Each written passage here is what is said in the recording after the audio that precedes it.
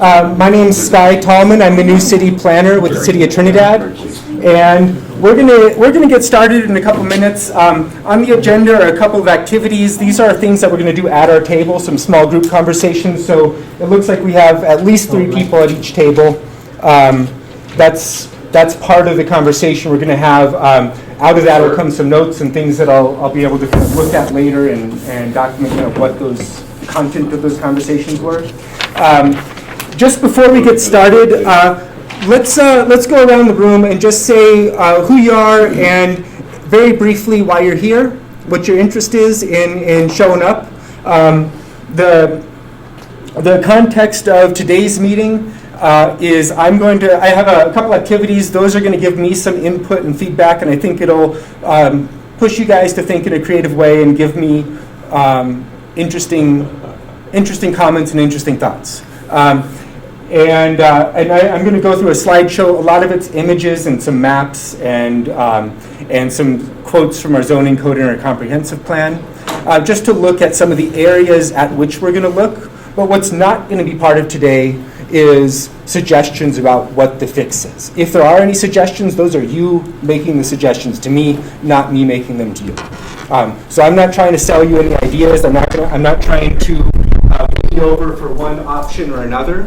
But I am trying to get from you what you think good options would be, or good ways of thinking or ways of approaching a revision or a review of our land use code. So that's a little bit of an overview of what to expect today. If there's solutions, they're coming from you, not me. And we do have a couple people here online. And I just want to do a sound check. Can you guys hear me online?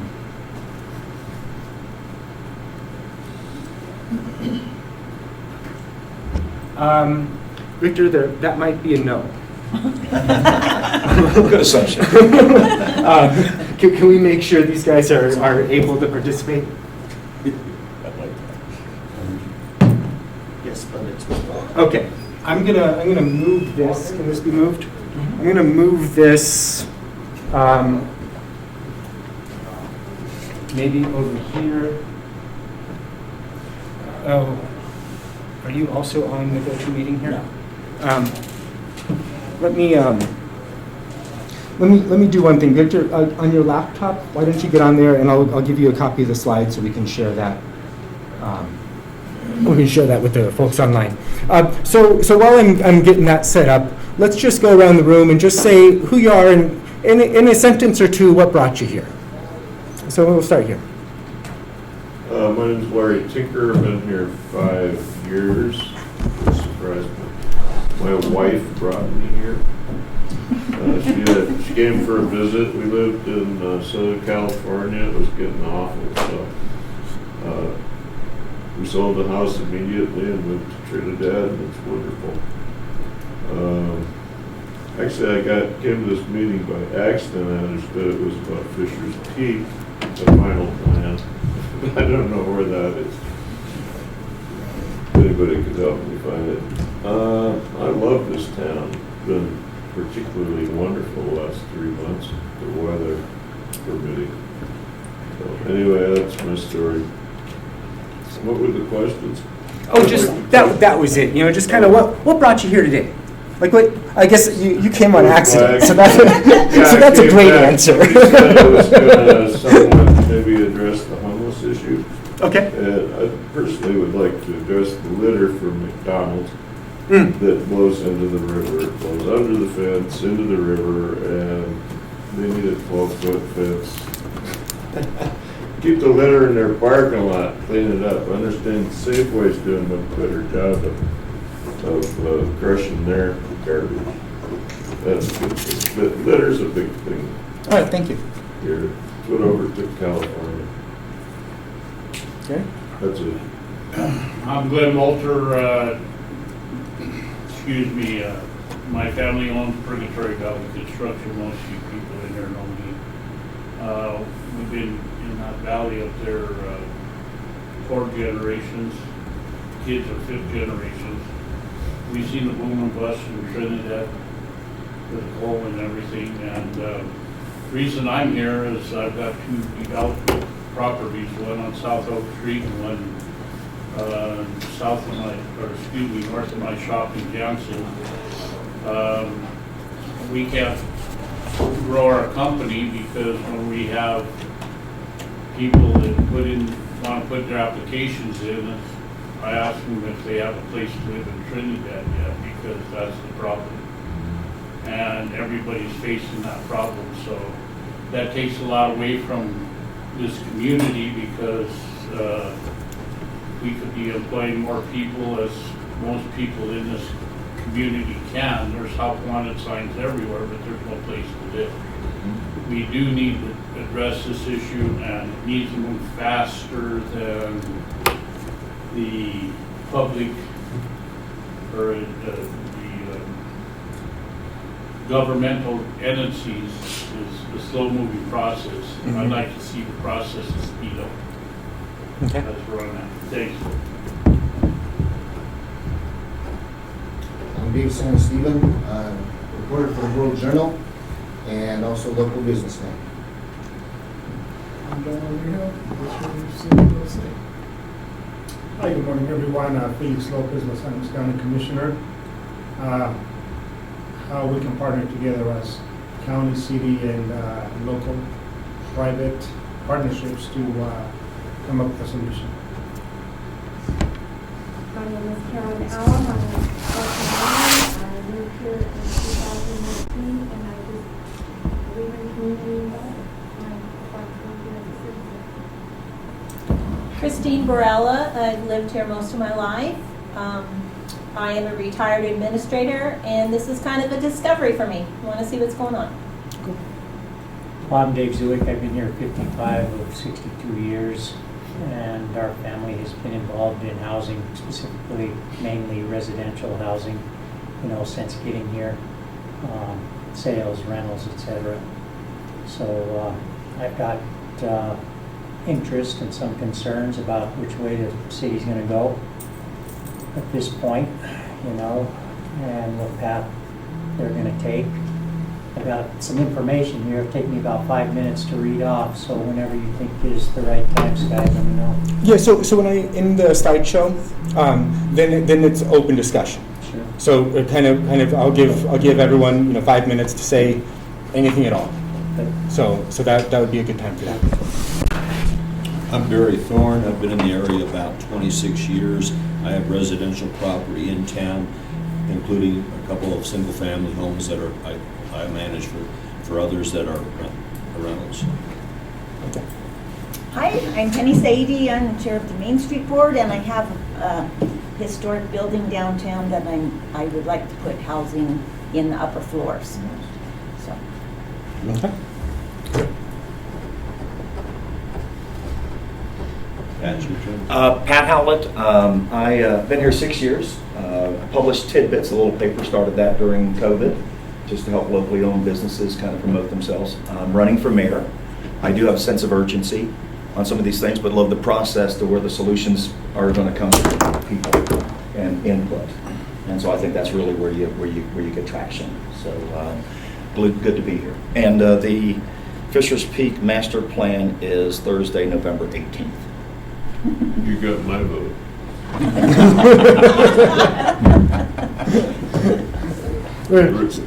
Replace some fossils. Oh. So one of the reasons we're having this meeting, thank you guys for introducing yourself, and thank you for coming. I really appreciate that you taking time out of your day to be a part of the process here.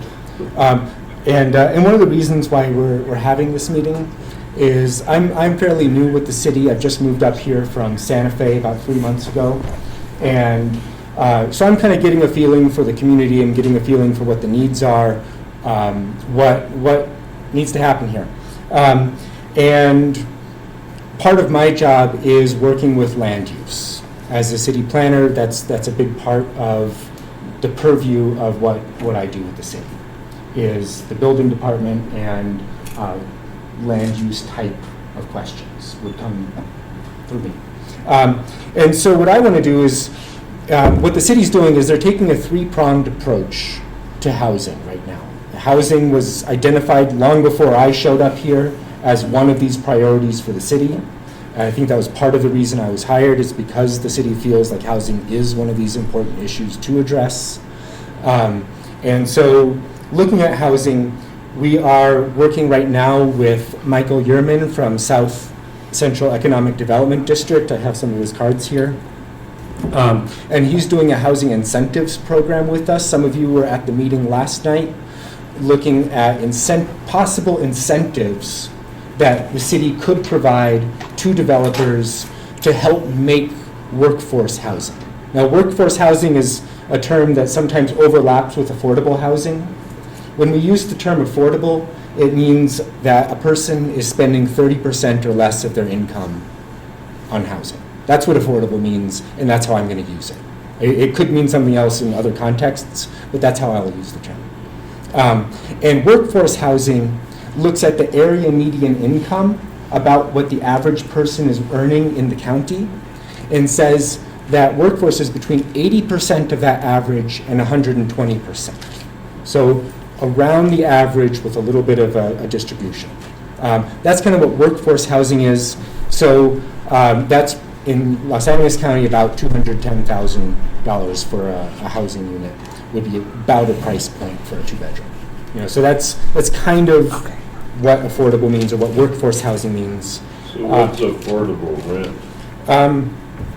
So our median, our AMI in Los Angeles County is around 50,000, I think 51,000. Our median income, though, is only about 40,000. So the way a lot of funding programs, especially federal programs, will calculate that is not by incomes, which is what working people earn, but by area median income, which also includes pensions and retirement things, not necessarily just wages. There are a lot of. So that's a little bit higher. So yeah, so our area median income is a little bit higher than our average wage, interestingly. And so, a lot of that is relevant when you're talking about funding. When you're talking about who's going to fund a program, and if you're getting funding from the state or from federal sources. And so, like, what the rent would be depends on the household size. So, and as that goes up. Well, I'd be interested in the numbers when you get to them. I can take your email and send that to you. It's a chart, it's a. So you have a it? chart. Yeah. Okay, thank you. Yeah. Yeah. If anyone else would like me to send them something after the presentation, I'll do that. Anyway, so I want to start with an activity, or look at just sort of overall. So the purpose of this is we're looking at these three approaches. One is incentives. One is the city's conducting a housing needs assessment.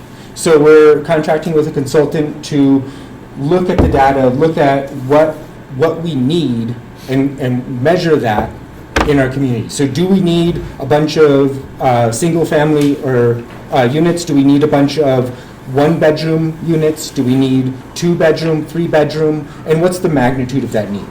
How much do we need? And so right now we don't have, I don't think we have very good data to say, like, this is what we need.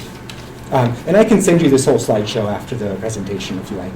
Can you anticipate what you need for the people that are going to flood in here after you do that? Yeah, and like developers are interested, right? Somebody wants to do a development project. Are they going to make a whole bunch of 2-bedroom units or a whole bunch of 4-bedroom units? Like, they kind of need to know what the demand is to make their best bet. So what I'm doing is this third prong, which is looking at how our regulations, our regulatory structure on land use can impact how easy or difficult it is to build housing. And so that's usually what we call zoning. It's not just zoning, but it falls largely under that category. And why do cities regulate land use? There's lots of reasons, right? One of them is to protect people from nuisance and hazards. You don't want a chemical plant opening up next to where people are living. That's something that the city has an interest, the public has an interest in keeping separate. It's a tool for economic development. what you're allowed to do on your land and where you're allowed to do things can really drive or not drive economic development, but it definitely has an impact. One of the reasons is to protect cultural, historic, and natural resources. Do we want to protect our natural lands around the city? Do we want to protect our historic architecture? Other cultural things that are significant in town are one of the things that we want to address with the land use code. And then a big part of our land use code, which I think kind of covers everything above that, are aesthetic values and design. So when we think about what we want the city to look like in X number of years, a lot of what we think about is the aesthetic value of what comes in, or the design value. And design and aesthetics are economic development. If you have a beautiful downtown, people come to visit. If you have a beautiful plaza, people will sit in it and hang out. If you have beautiful spaces, people will use them. So aesthetics and design are not just, the frills on the edge. They are really essential to a good city. So the zoning code affects all of these. And I think maybe the one that I'm going to be asking you about a lot is the aesthetic and design aspect of it.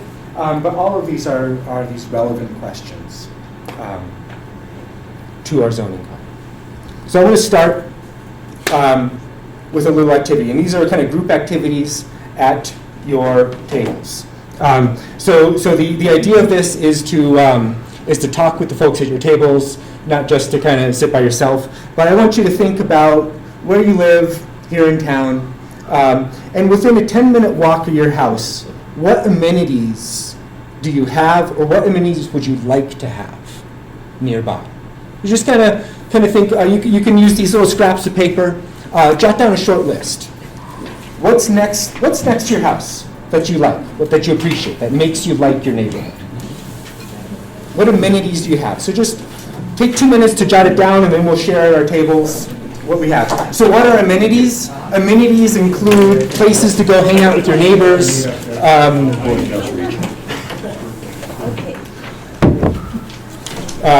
They include, does your street have trees on it? Is there a park? Is there open space? Is there shops? Are there events? What goes on?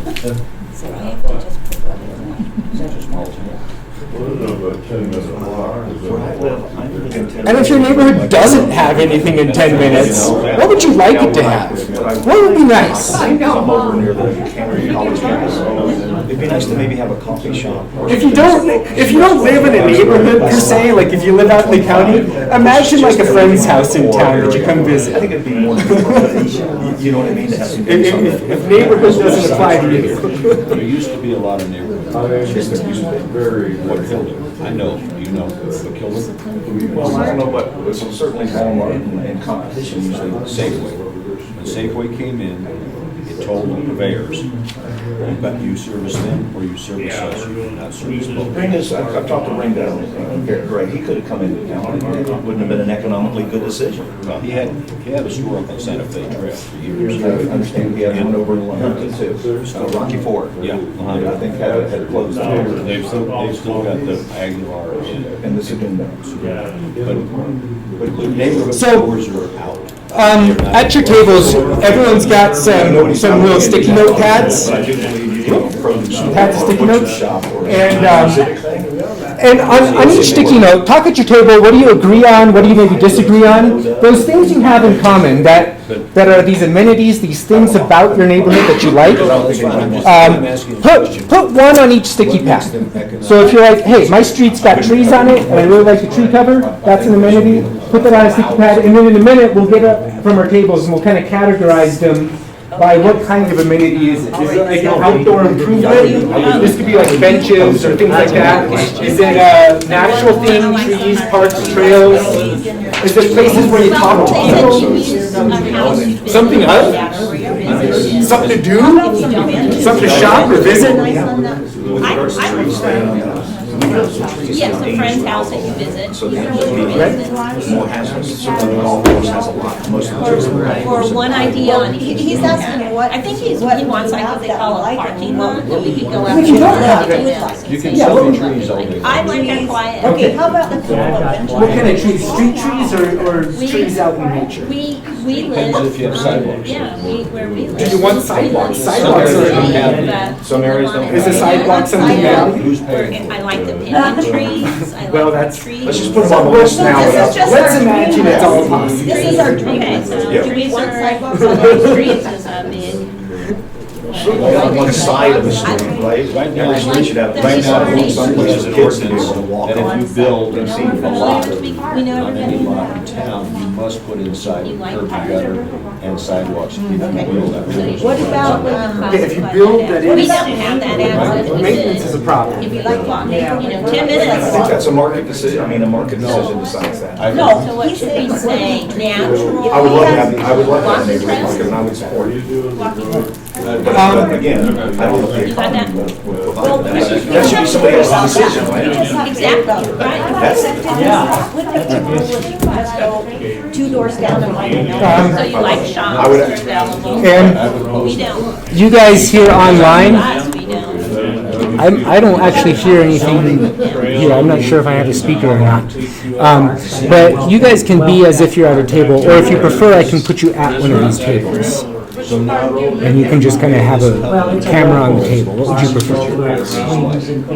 Doesn't have commercial. Well, I can't hear anything from this, so. if I may, we may not want to get into the details of each one of these things, we won't be able to. So the answer to the question is you're no, I'm a yes, you may be a Main goal yes. is, if you have your house, Actually, that would. perfect place to live. You would like to have lots of trees, sidewalks Sidewalks. on one, at least one side of the street. I'd like to have And coffee shops and neighborhood stuff. market, Restaurants, do you coffee mention shop? restaurants? No, I'm gonna go on the commercial. I don't know if I really, you guys You would- Because I would love it it. violates Me covenant. neither. Why I want that. As long as we can But drive. I bought their base. Be quiet, so you can quiet. Thank you. Oh, yeah. That's what I mean, I can get across town. Yeah, I think you'd only do that when the road has been done. Right, we can't walk, I can't walk in 10 minutes. Let's see, what I don't know if I about? would I'd have agree. to All walk right. really fast. I don't know if I want to bring the room together here a little bit. Over here at this table, what was one of the things that you guys wrote down? What's one of the amenities that you agree on? More places to eat. More places to eat? Put that up as maybe things to do or places to meet. But you have to ask this man about it. Either way, just put that sticky note up on the wall over here, and we'll kind of get them up going around. What's one thing that was on your list of things you agree upon? Trees. Trees. All right, that's a natural amenity. How about you guys? What was one thing you guys agreed on? Sidewalks at least on one side of the street. Okay, sidewalks on at least one side of the street. What is that? That is I think that's that's kind of an other maybe. I don't know. Infrastructure. Let's come back over here. What's another one that you guys chose? Okay, everybody said. Me, I don't even live in Trinidad, so. All right, we'll go back to your table. What was another amenity that was part of your discussion? I live close to college. Okay, so being close to the college is itself something you value. Yeah, if I ever get around to going back, it'll be a place to be. All right, so put that on a sticky note. Close to college. Oh, I got it. Close to something like that. How about over here? What's another one? We put parks that are well kept. All right, I think that falls in the natural. All right, parks, definitely. How about here? What's another one you guys We had have? it a little conflicting between Oh, neighborhood conflict. coffee shop and quiet neighborhood. okay. So, Okay, so not everybody wants the same kind of neighborhood, right? That's definitely true. Yep. So let's put both of those up. okay. As a coffee shop might be either a place to meet or a thing to do. We could kind of make that up. And then a quiet neighborhood, where does that fit? I agree with both those. Yeah, but, Pat made a comment. He said, "I agree with both of those." Probably most of us do, right? We want the best of both worlds. Most of us. Does that go in other? Sure. We could put it in other. We have a lot of other stuff. All right, that's fine. Thinking outside I the box. was thinking of likely categories, but then I was like, well, I don't know what you guys are gonna come up with. So I have a question. Yeah, So please. For the coffee shop in the neighborhood, the fours on that at your table, was that based on being in a business with housing above you in town? It'd be nice if there was a coffee shop, or if you were in a So- low-density residential. So we were neighborhood. thinking in our perfect neighborhood, Good we would question. like to have little coffee shop close and trees and a sidewalk. My answer would be, I'll give you a good example. If you go over to where the old, I think it used the Elks Lodge on, what is it, Nevada, and I think Pine over Right by there. the college. It's near the college. The bottom floor is definitely commercial already. It was already commercial, and there's some things there. The Eagles. The Eagles, exactly. I think that would be an incredibly good building to leverage stuff from the college, so folks that live there can be, but more stuff on the other side of 25. So that would be my kind of example. Can I give you an of that. update on that building? 'Cause What's that? I couldn't do the job. We're working with the owners on that building. There is gonna be a coffee shop in the corner. We can go ahead and check that. You made progress already, see? Makes sense. And it's gonna be a drive-through coffee. Nice. Oh, interesting. See, That'd be interesting. If you need it for people on the go, there will be a drive-through window in the back. already commercial there, and it can service a neighborhood that's still quiet. Cool. Perfect place. No, good question. How about over here? Any other things you put on sticky notes? We put museum. A museum, We'd be able awesome. to have, we wouldn't want a museum at 1211 Alamo on our street, but we would like to be able to go there, and since we all have cars, so we think our museums are very, very attractive to our Absolutely. town. Yeah, and that's part of just maintaining a sense of identity and a sense of So places to meet. places to meet. Yeah, it could be a thing to do, but either way, yeah. I have one suggestion, since we all have kids, but we need more spaces like this building. Oh yeah, And more fields for these kids. yeah, like a community center or something for kids, We right? could expand on the community center, expand our pool, and have more safe and secure places for our kids and families to have birthday parties. People are afraid to go down to the park. And Sky, on our suggestion of neighborhood parks, I mean, well kept is, needs to That's be part on of there it. too. That's part of it. What was that again? Parks need to be kept so that parents feel safe. They're Let their actually, kids go. I could say one thing, this year I've seen the city doing more maintenance out there, Oh, yeah. but still I will not allow my women folk to go anywhere near them parks. Period. When you look at the what the community really has, I think a lot of it is we have pretty much what we need as a community. And if we put a plan together to improve, maintain, and sustain those things, talk about the comment, Mhm. my grandkids and I, we used to go for walks down on a Saturday morning. And as of lately, not anymore. So I think the improvement, a maintenance plan to just keep those facilities totally updated. Definitely, Well, yeah. that- So since we probably can't read them, I added places for kids on both places to meet and things to do, because kids are always looking for something to do. Let me expand on that a little bit. My daughter's on a traveling team that gets started here now. We go to Colorado Springs to play, because there's more gymnasiums and stuff up there for them to do. Right. So.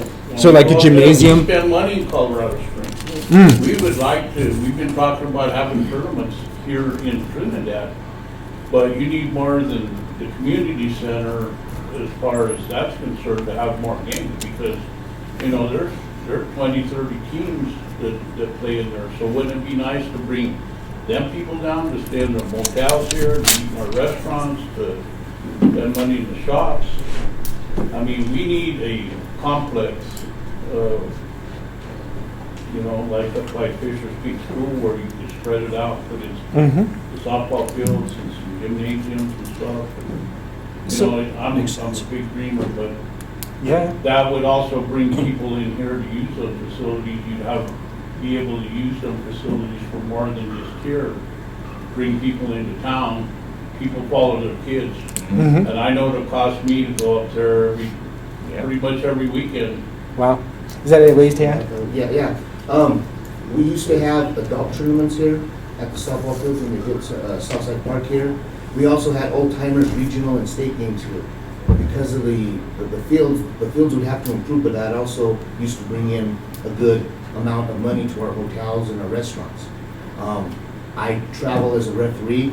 I go to Gunnison, I go to Colorado Springs, Pueblo, and they have big tournaments where there are 20 teams per division, and the people stay at the hotels, eat at the restaurants, they go spend money in the stores. It's something small, but at least it gives our kids something to look forward to. We have enough gyms in the community now that would probably take for basketball, volleyball, to get all the entities together, your government entities and your schools and your college to come together to work there, to utilize those gyms, because everything's within 10 minutes. Trinidad High School, Oney's maybe 15, Primero's maybe 20. We commute, Primero has 2 gyms, by the way, and our softball fields and our baseball fields, we have 2. I'm sure the college softball team, we could use that one for little league games, fast pitch softball for the girls. Whatever it is, that brings revenue in.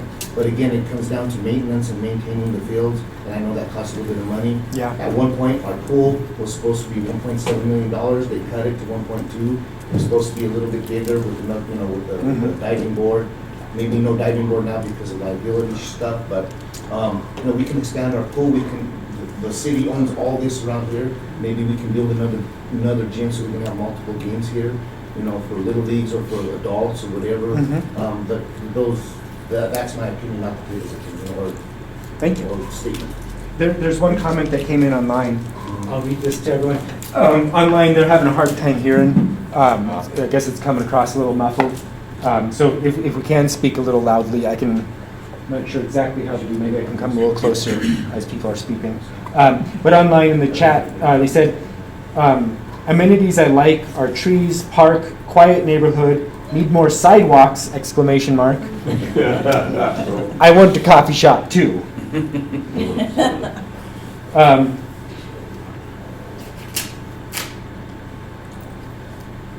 Okay, so so as people are talking, I'm going to kind of walk around with the camera here, so hopefully they can hear a little bit better. All right. Anything else that we haven't mentioned that hasn't come up yet that came up at your table or that you're thinking of right now as your response?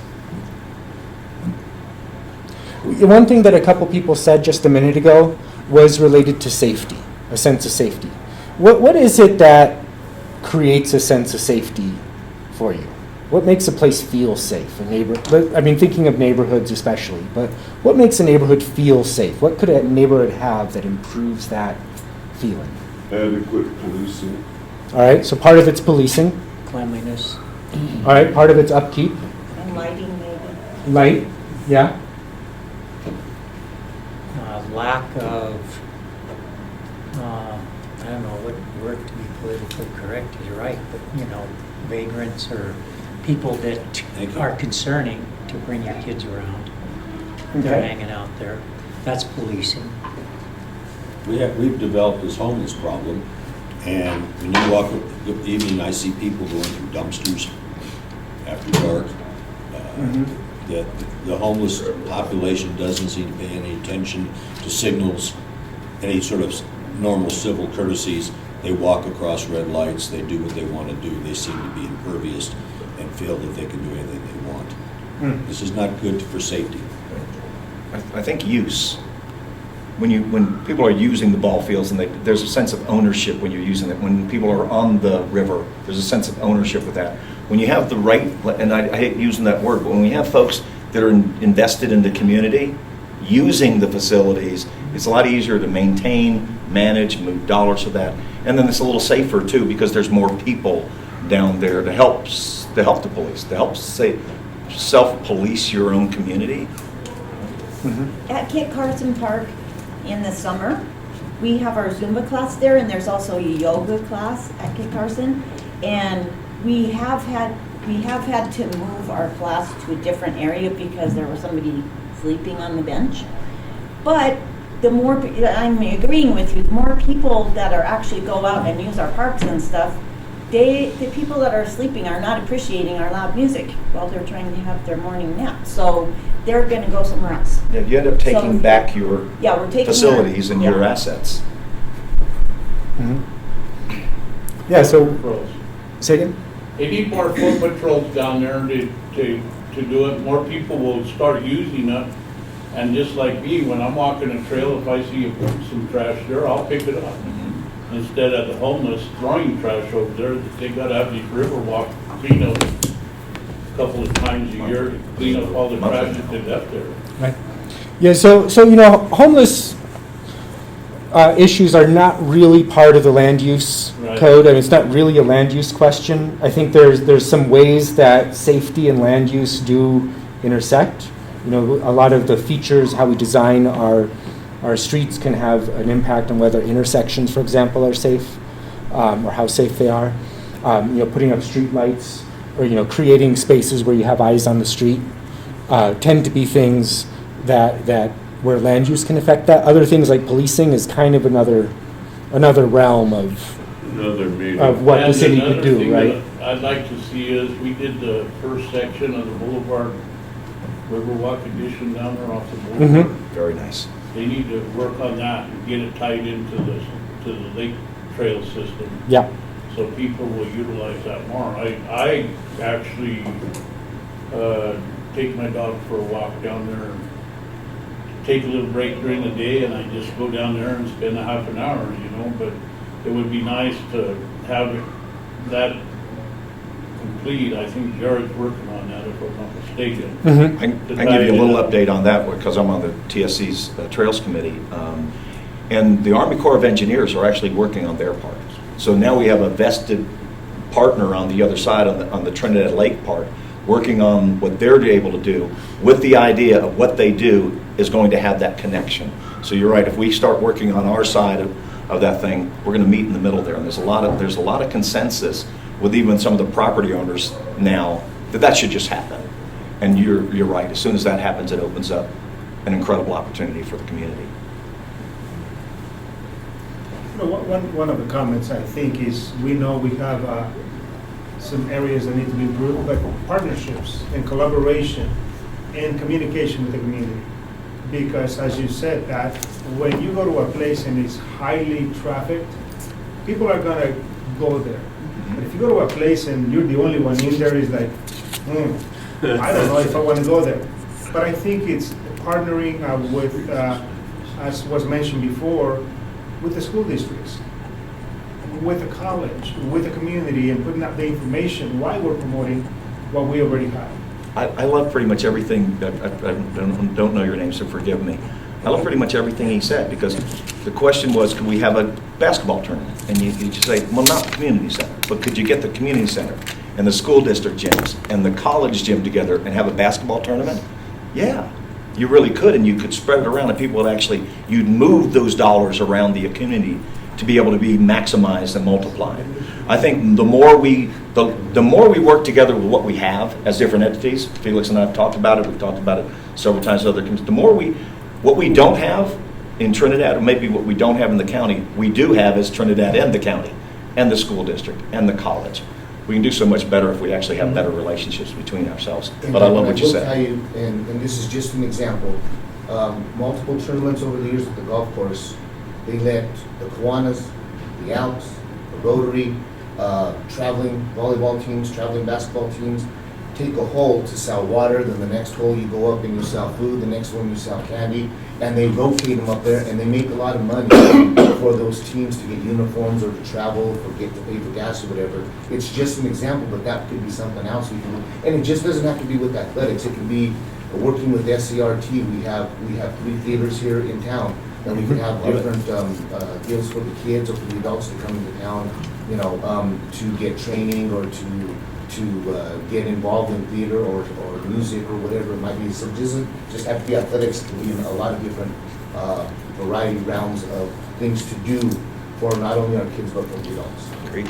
So I want to move on to our next activity. And this one I'm going to call Map Your Favorite Block. So all the tables have some maps on. You can use them individually or you can share them with the person next to you.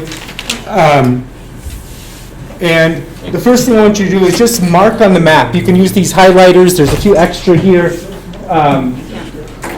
What are your favorite blocks? Maybe one block or maybe it's a couple blocks in a row where you like to take a walk. Think about where you like to take a walk in the city, in our neighborhoods. and you can mark more than one, but maybe not more than 3. So choose maybe your top 1, 2, or 3 places in Trinidad where you like to take a walk. And here, I'll throw another highlighter there on your table. And just mark it down. Just doesn't matter why, but just choose your favorite blocks. And it could just be a single block segment, or it could be all over. For you guys on online, just you could pull up a Google map of Trinidad and write down what street in between where and where.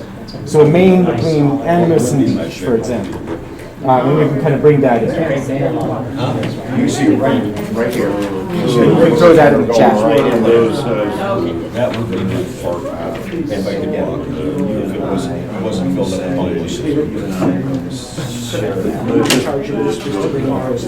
Right now, I'm in church. I don't either. The gardens, yeah, it's on But commercial. you're right.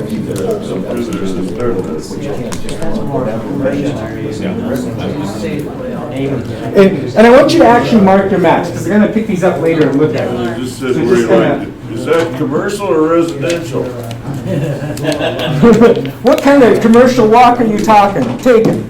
Well, Sister, Lady Blend is for. The new Sister Blandina Park. Sister Blandina Park down there. Anywhere around, Oh, yeah? Yeah, that's anywhere nice. around there has shops, it's interesting, historic buildings.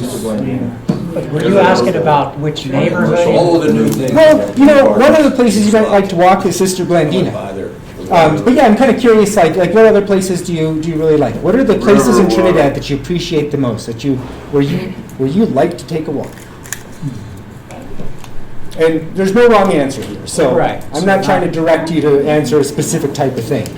I guess I gotta remember the downtown area is still in there's people living there. You have to write them down. There's Just other mark them on your people, map. this young lady wants to build some more apartments. I just saw I Yeah, think it's a it's neighborhood. a It's a grand neighborhood.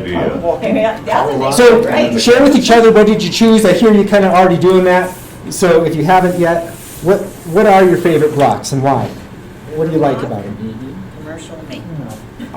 I like Colorado and the campus. I live over in there, so there's a lot of old buildings, and then you got the campus. So I don't know what you consider, Yeah. I guess you consider neighborhood, but I'm on both sides of the spectrum. I really enjoy Yeah. Central That's Park. good. I'll eat lunch there a lot of times and just sit there and watch the squirrels. Yeah. And, It's and, It's fun except for it's the hot peaceful shots. there.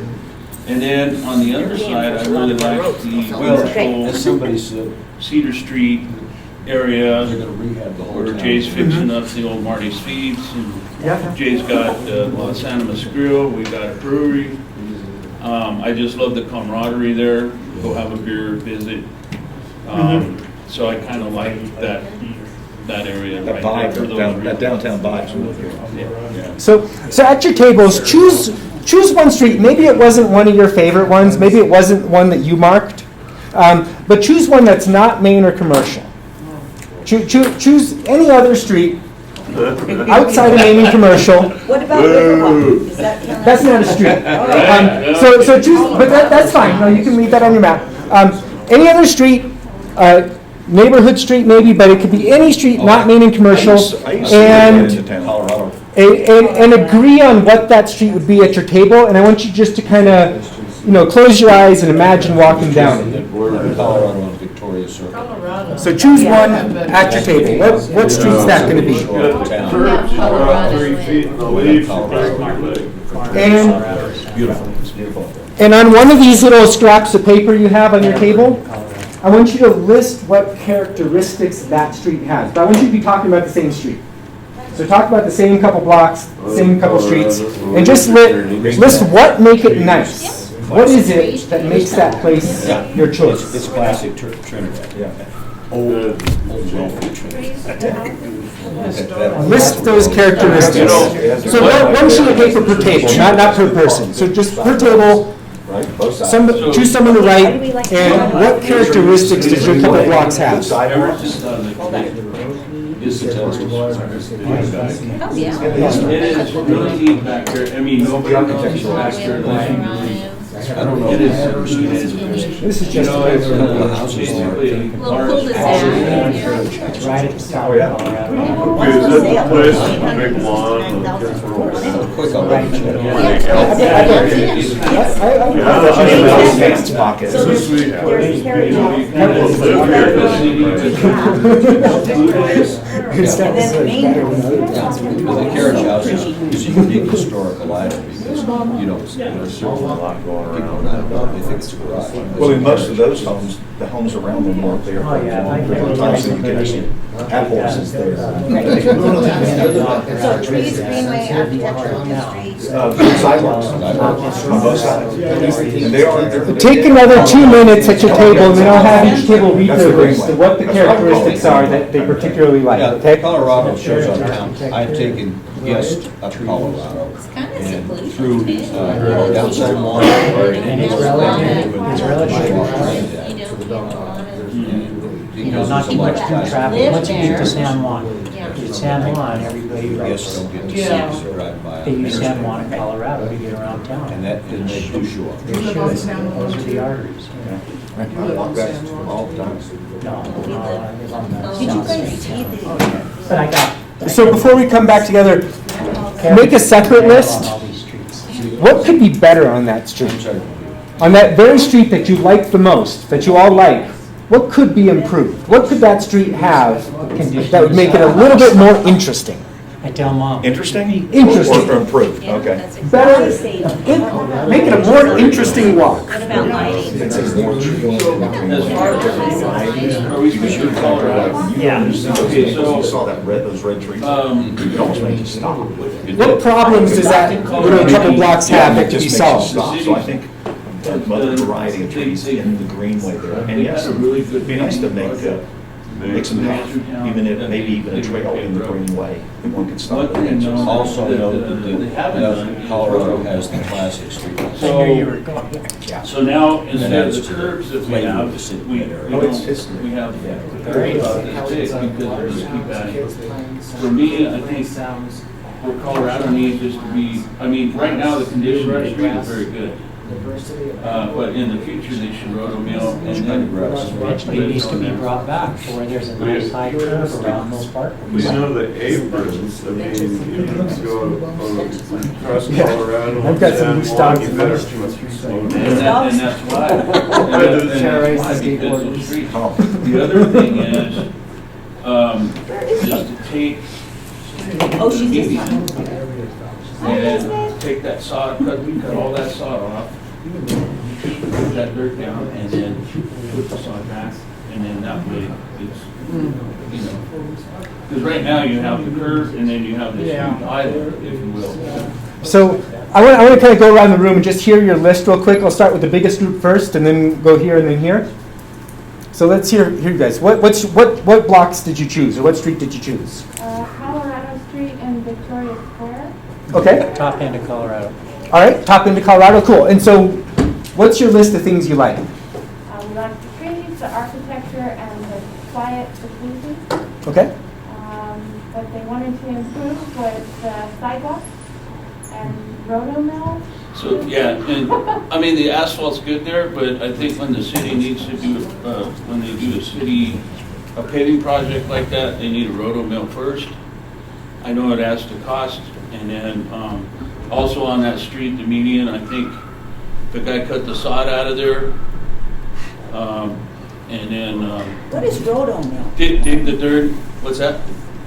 Sorry, I don't know what roto mill is. Basically, you chew up the asphalt and drop it down a couple inches before you add 2 inches, or 3 or 4, whatever you want to Those do. parkways redo in the the middle of streets. Colorado used to be elevated by like a 12-inch curb. Now it's been paved, and now all of a sudden the drainage from the street hops up on top.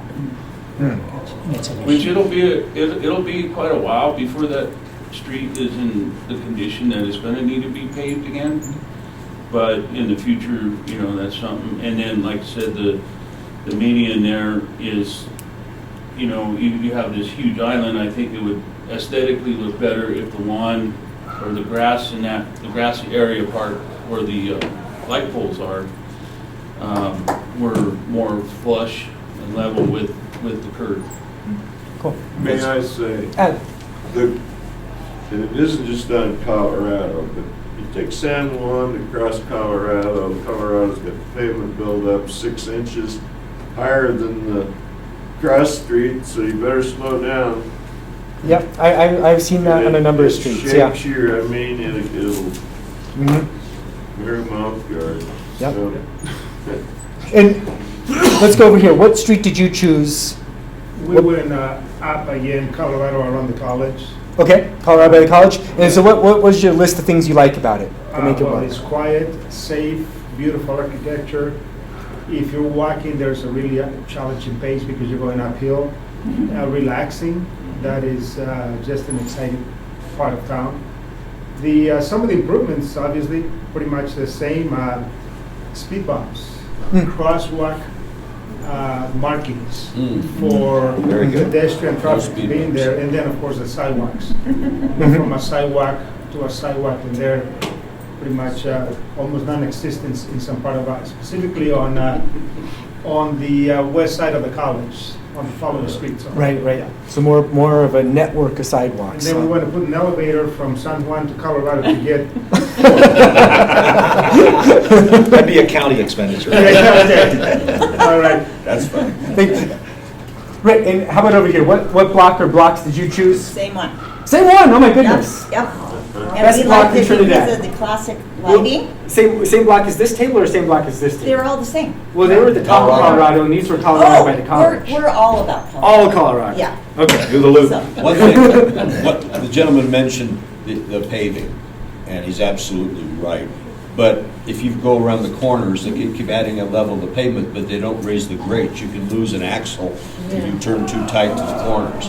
Also, the city has characteristically continually overlaid, and those only last so long. If you overlay bad asphalt with good asphalt, there's no stable substrate to it. They don't want to use Petromat because they think it costs too much. But Petromat over bad asphalt, when you're overlaying, separates it and it lasts a lot longer. So they're wasting a lot of money in their overlays because they don't have a good substrate underneath. Which what this gentleman was talking about was taking it down to get a good substrate. Makes sense.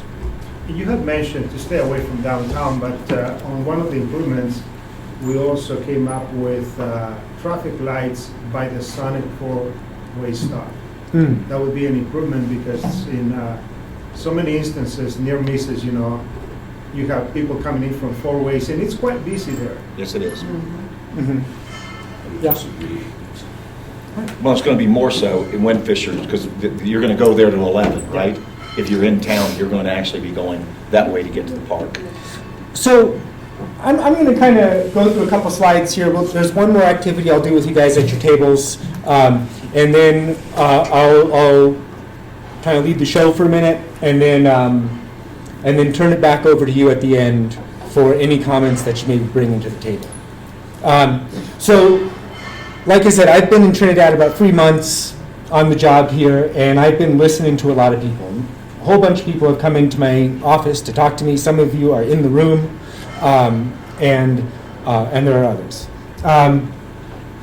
One person comes in and says, I want to build a duplex where there used to be an apartment building, but it's not possible because the lot frontage is too small and it's zoned LDR. LDR is low-density residential, and LDR doesn't allow duplexes. So what used to be an apartment can't become a duplex. I want to build a garage before building my house so that I can have a place to put and store tools and equipment during construction. But I can't do that because an accessory structure must be built before a primary structure. I want to build an ADU in the backyard, but I can't because my primary house is only 1,200 square feet, and an ADU must be at most 40% the size of a primary and a minimum of 850 square feet. So a person with an average size 1,200 square foot house can't build an ADU is an additional dwelling unit. They can't build like what we colloquially call a grandmother's or a mother-in-law cottage. A So I'll use that acronym a bunch, ADU. ADU is the same as like a mother-in-law cottage or mother-in-law. I mean, we frequently call it that. That's how you can think of it. You could think of it in other ways too, but that might be useful. I want to use shipping containers to build my studio, to build a studio in my backyard, but I can't because my primary house is small, and I'm only allowed to dedicate 20% of the floor space of my primary house to a home occupation. And accessory structures can only be 75% the size of the primary. So this is like a photography studio, a guy wants to build a dark room and use shipping containers. So a couple more. I want to build 5 modular single-family houses. Increasing the roof pitch from 312 to 512 comes at a cost of $8,000 a unit. This is in City View Heights, where they have the whole neighborhood was got a variance for 512 instead of 612. So in the rest of the city, at 612, this particular project was in an area that has already been given a permission for 512. So anyway, but the extra cost of raising the roof pitch on a modular comes at about $8,000 a unit. I want to build a tiny house on an empty lot, save up for a few years, and then build a full-size house. But I can't because the first unit built is always the primary unit, and it must be larger than accessory units. I want to build above the density allowed in a zone. Rezoning will cost at least 2 months, plus $1,400 in review fees, and there's no guarantee it'll be approved. The construction industry is paying about 20% more per worker in Trinidad due to housing, due to the shortage of housing. And price points for a single new family construction in Trinidad are about $300 to $450 per square foot for single family, and about $200 per square foot for apartments. So price points are pretty high right now with the cost of materials plus the cost of labor. So when you're building a house, half of it's the cost of the labor and half of it's the cost of the materials. Do you So if you're agree with putting the that? labor up in a hotel every night, Okay. Oh, yeah. that gets expensive quick. And another thing, the mine here has lost over the past 3 months 30 employees due to the housing shortage. I'm not sure how many of those they've replaced, but they definitely have workers who are leaving the job because they don't want to live in a hotel. So when we think about how our zoning code or how our land use code could potentially impact the ability to build new housing in a city, there's only a few places where we can look, right? There's a lot of things in our zoning code that isn't going to affect housing, like some of the problems with Colorado Avenue, for example. You know, how the streets are paved, what the curb and gutter looks like. That's in our code, but it's not really related to housing. So our code is about 270-some pages long, and some of it relates to housing, or some of it could affect your experience if you were a builder and you wanted to create housing. Not all of it. One of those things is density. How we measure density is dwelling units per acre. And how we measure it actually makes a big difference. We'll look into that in a little bit. That's not clearly articulated in our code exactly how it's measured, but the unit of measurement is dwelling units per acre. Other things are dimensional standards. So this is, if you have a lot and it's the size of this table, you have setbacks, how far away from the street you can build, how far away from the sides, how far away from the back you can build. Some of that has to do with fire code. You know, if you have 2 houses next to each other, you want them to be a certain distance apart, or you have to have some standards for the insulation on the walls facing each other, because you don't want urban fire to go burn down a whole neighborhood. And some of those are more aesthetic. Another way we regulate density is building height, or we regulate land use is building height, how high up you can build. Another way we regulate it is by lot coverage. So what percentage of your piece of property can you do something on? And some of lot coverage is very, very practical because you do want some on-site infiltration for stormwater. You know, if all of the water that fell during a rainstorm in Trinidad went into our storm sewers, we'd have to have huge storm sewers. You know, so you definitely want some portions of lot for infiltration just for the system to work. And so there's different reasons for some of these restrictions. Another thing that we put in our code is what types of housing can be built in different areas. So a type of housing could be a single family, a two family, a duplex, an apartment, row houses, townhouses. Kind of looking at the architectural style and how and where different architectural ways of doing housing can be done. You know, so it's very different the way housing looks on Main and Commercial in the Columbia building than how it looks up on Colorado.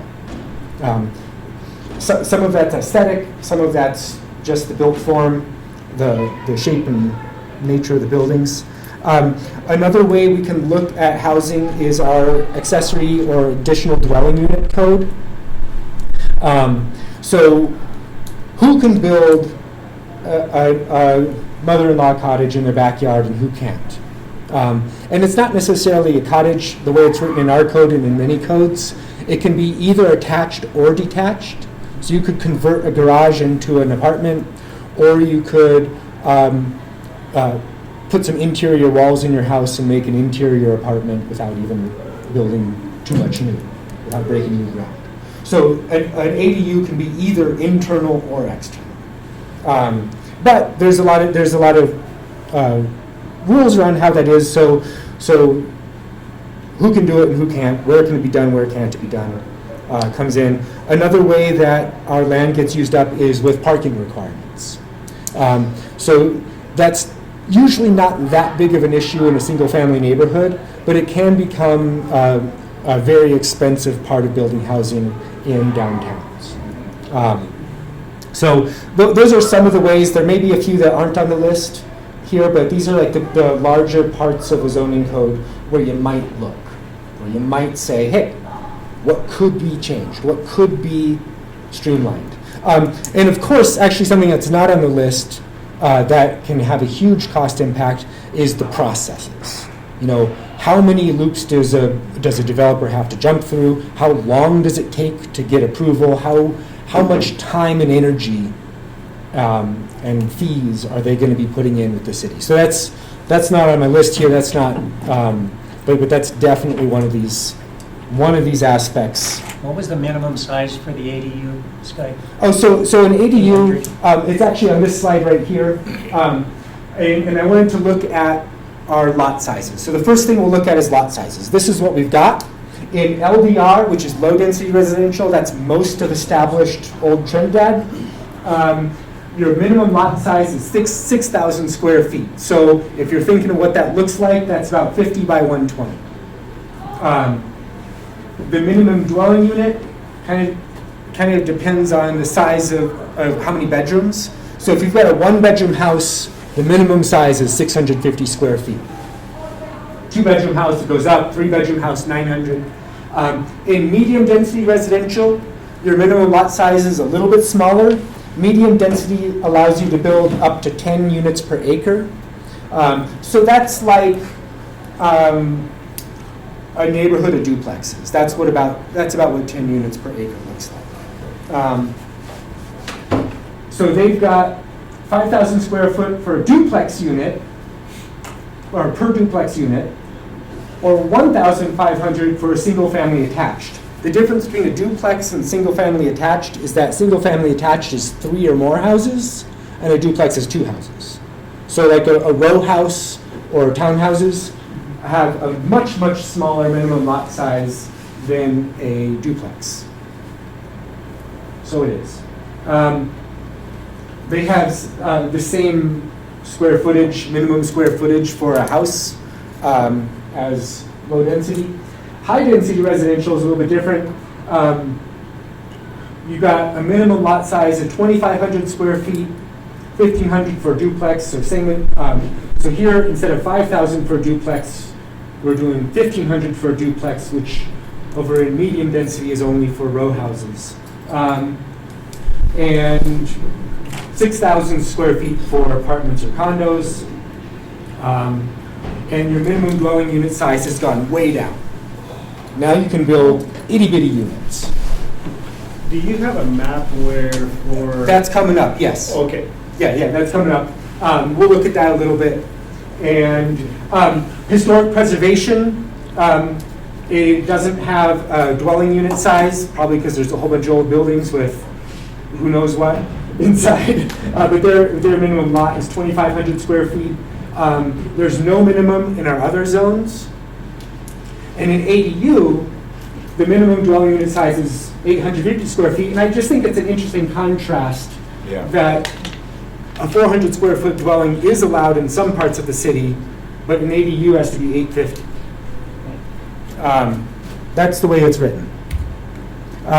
So here's part of our zoning map, not everything. What's highlighted here is just the low density residential. And so you can see that covers a lot of the old part of the city. And not the center, but a lot of our old neighborhoods are low density residential. So this map depicts, now I'm going to overlay another map on top of it. This is the same map. These are all the lots in Trinidad that are less than 6,000 square feet. Yeah. I think that's kind of surprising because we have a minimum and we have very few blocks in the city that don't have at least one lot that's below our minimum. This is the same map, and I just kind of whited out everything that's not low-density residential, so you know, because there's slightly different minimum lot sizes. So here we see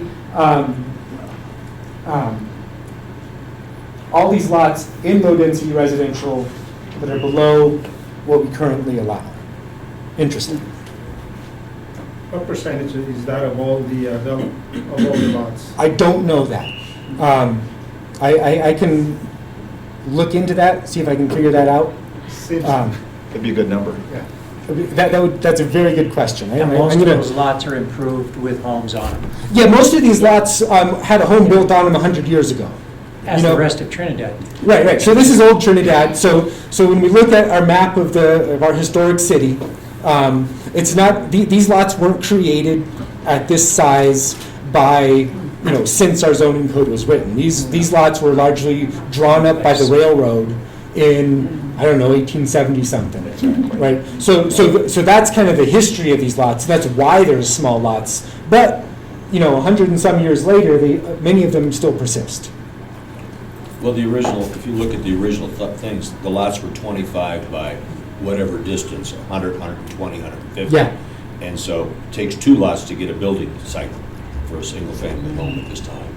But there are a lot of those 25-foot lots still around. Yeah, that's true. Right. It's not a problem. That's the way it was designed. You just have to have more than one in order to get something done. There's not a lot of empty lots anyway. In our code, we're allowed to have an administrative adjustment. So the smallest lot that you could build on is a little bit smaller than 6,000. It's 5,400 square feet. And so if we kind of subtract some of those lots between 5,400 and 6,000 square feet, there's still a lot as we look across the city.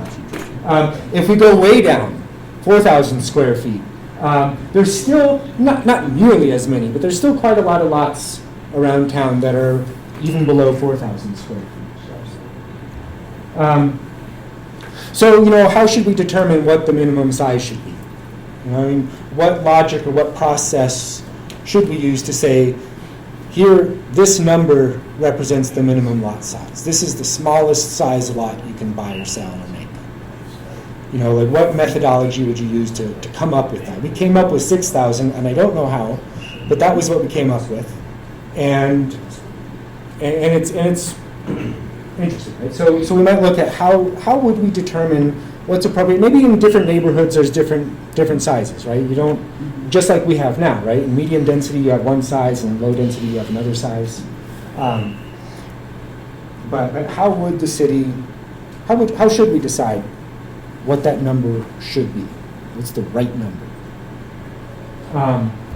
So anyway, only one of these blocks, this is like 2nd Street and Ash right here. Only one of these blocks has all lots which meet the minimum lot size requirement. But even this block, none of the houses have the required 50-foot frontage. And only 2 of the houses have the required 25-foot setback. You know, so when we look at historic Trinidad, the rules we have today would make it impossible to build a block that looks like much of old Trinidad. So that takes you back to where if one of those houses was completely removed and you wanted to rebuild it under the new code, you couldn't because you had to meet the new regulations. So here's how that works. Like, let's say you've got an old crummy house and it needs to be torn down because it's not livable anymore. Right? You know, that happens to houses. What you could do is, and it's on one of these lots that's too small and it's, you know, not a legal lot anymore. Like what's on an old lot is grandfathered in. So that old house you've got, even if it's on, you know, a 2,000 square foot lot, that's grandfathered in. That's allowed to continue existing. If it needs to be torn down because it's just old and falling apart, you can build on the same footprint, more or less the same house. So you can replace your house with something similar. But you couldn't say, oh, you know, I want to do something else with that piece of land. You can only do what had already been done. You can repeat the old pattern, but you couldn't do something different. Be a single-family residence. On the same footprint. Right. You know, so you couldn't say, well, this house is only 600 square feet. I want to build an 800 square foot house there. You couldn't do that. Could you go up to the second story? I'm not sure. I'm not sure exactly how tight the constraints are, but I know you'd be constrained to the footprint. I'm not sure if you'd be constrained to the height. Well, that's something that you need to check in, because they're talking about infields. And most of the infields that they tore down or want to tear down were small lots. Right. You know, some people might want 800 square feet, other people might want 1,800 square feet. And the only way to accomplish that in the same footprint is what he said. Right. Go up. Great. Comment? Are there trade-offs available? For example, you have an old home on a small lot and you'd like to replace it. Can you trade off by by honoring the newer setbacks to get a bigger site and things like that would allow you? So that only applies to a lot that's non-conforming. Mm-hmm. So yeah, I mean, if your lot is big enough to build something else. Non-conforming. Right, so if your lot is big enough to meet the current setbacks, you can do whatever you want within that building envelope. Okay. But if it's too small, then you're kind of stuck with what's already there. All right. So Thank you. we're going to do another activity. Take one of these scrap sheets of paper on your table. Grab a pen, something to write with. And you have just received a phone call notifying you that you have just inherited an empty lot in an established neighborhood in Trinidad. And you also just inherited a bunch of money. So you can do whatever you want with that lot. So you got land and money. All right, on this piece of paper, I want you to draw your lot, and I want you to think about probably what anybody would think about if they just got some land and money. You say, well, I want to develop this lot, and I want to maximize my investment. You're in a residential neighborhood. It could be low, medium, high density. Let's just kind of pretend that this is in Trinidad, but the rules don't apply. You can do whatever you want here on this lot. No rules, whatever. You don't have to ask permission. I give you permission to maximize your investment. And but there's 2 rules. One, you can't build anything that's totally out of place. It can be a little bit out of place, but not totally. Conform to the neighborhood. A little bit, right? And it can't be something you think would piss off all your neighbors. Yeah. All right? So you can do whatever you want, but you can't piss your neighbors off, okay? So, and so that's up to you. You can use your judgment on what piss your neighbors off, and we all have different neighbors, so some of them we want to piss off, and some of them we don't. If it's those neighbors you really want to piss off, maybe you can, but. What's the lot size? I'm not telling you. You make it up. Any size you want. If it's Trinidad, you'd be lucky to get 50 by 120. All right, so get your stat paper, Yeah. draw your development, sketch out what you do. Your goal is to just maximize your investment. You want to make this, you want to make it the best thing you can make it. You want it to be cool, you want it to fit in. But it's in a residential area. Yeah, and it could be medium, high, low density, doesn't matter. You're not on Main Street is the point. You don't want to be the big dog, you just want somebody you can. You want to, but you're doing this to make money. Well, that's easy. You want a business plan or a building plan that's going to be a good long-term investment. What are you going to put there?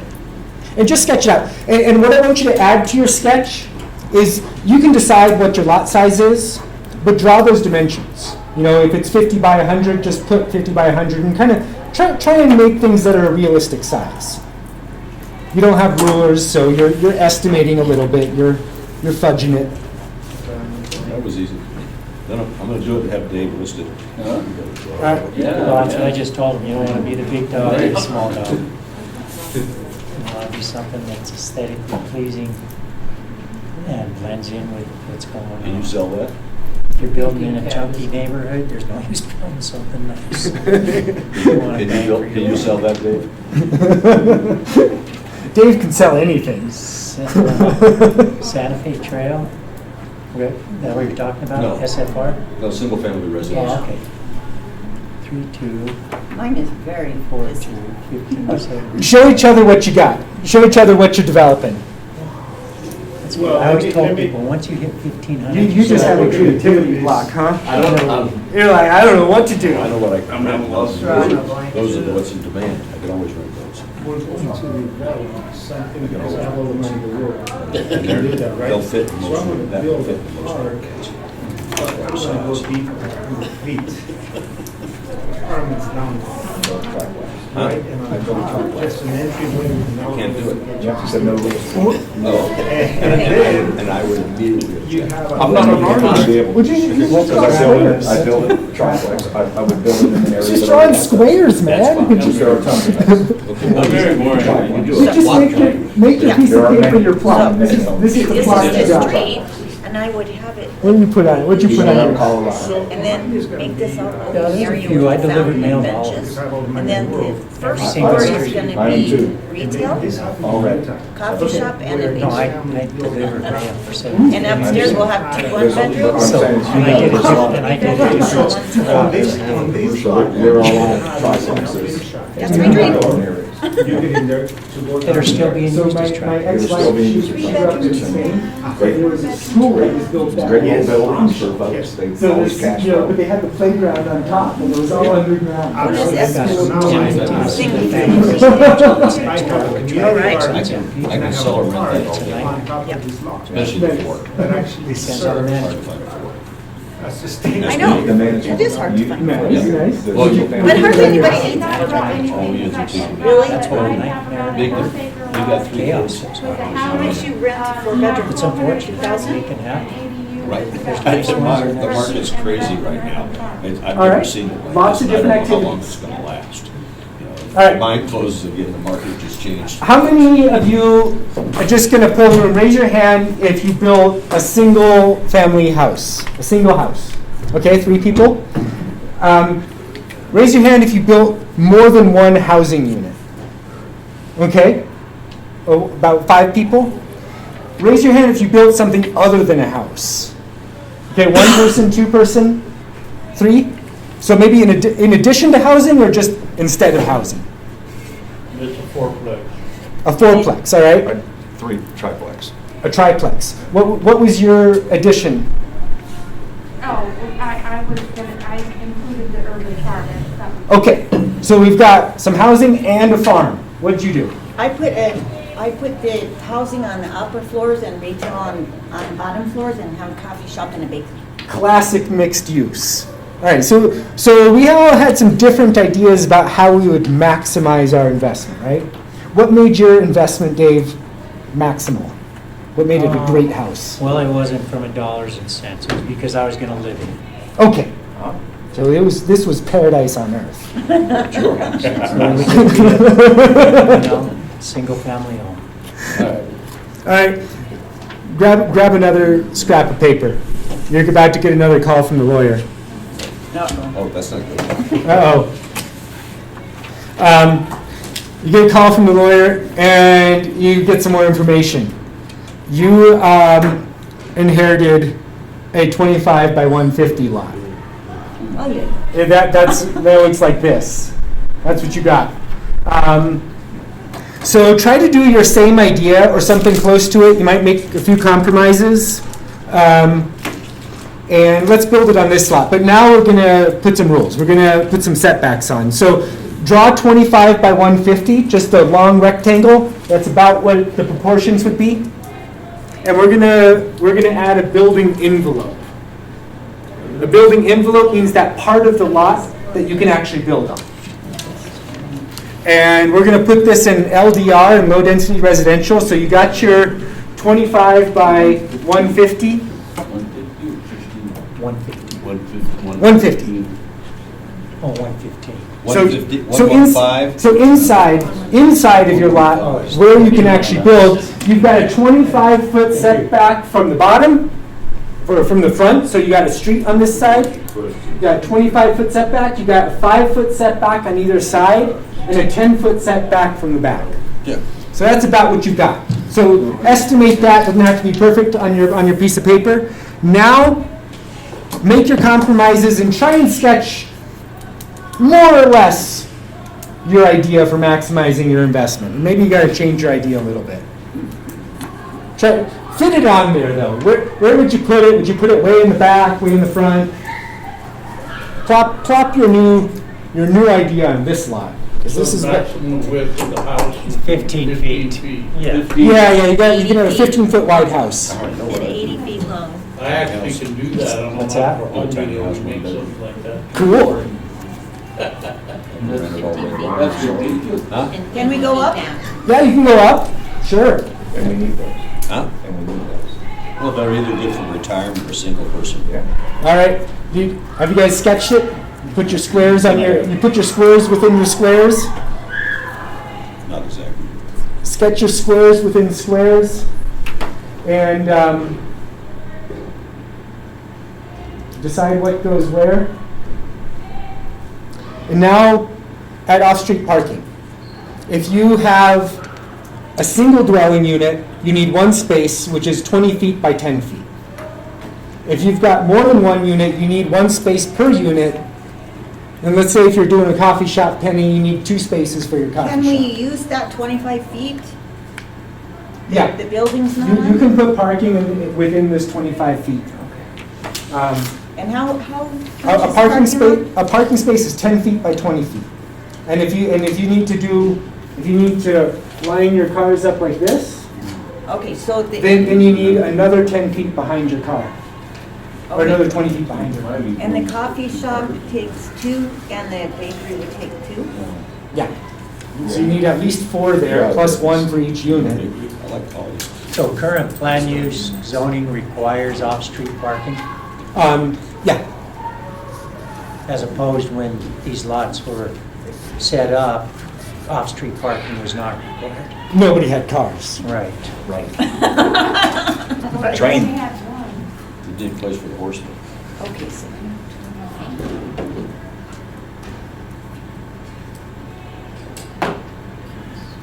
So that's just an exercise, kind of fun, silly, there's nothing at stake. But I wanted to do that to demonstrate just how each of these components affect a project.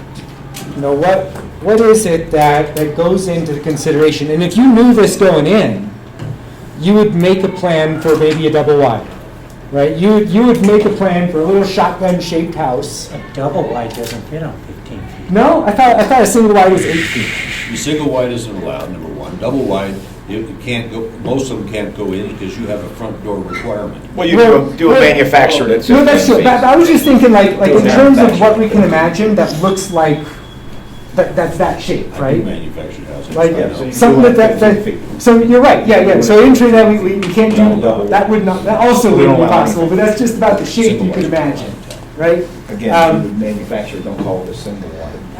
Make it That's like stack. architects are artists, So, because they, Almost impossible. But Sky, from walking the Oh, streets well, again, for a lot of years, it's impossible. working, This is- it's possible. I just don't remember seeing very many 25-foot empty lots.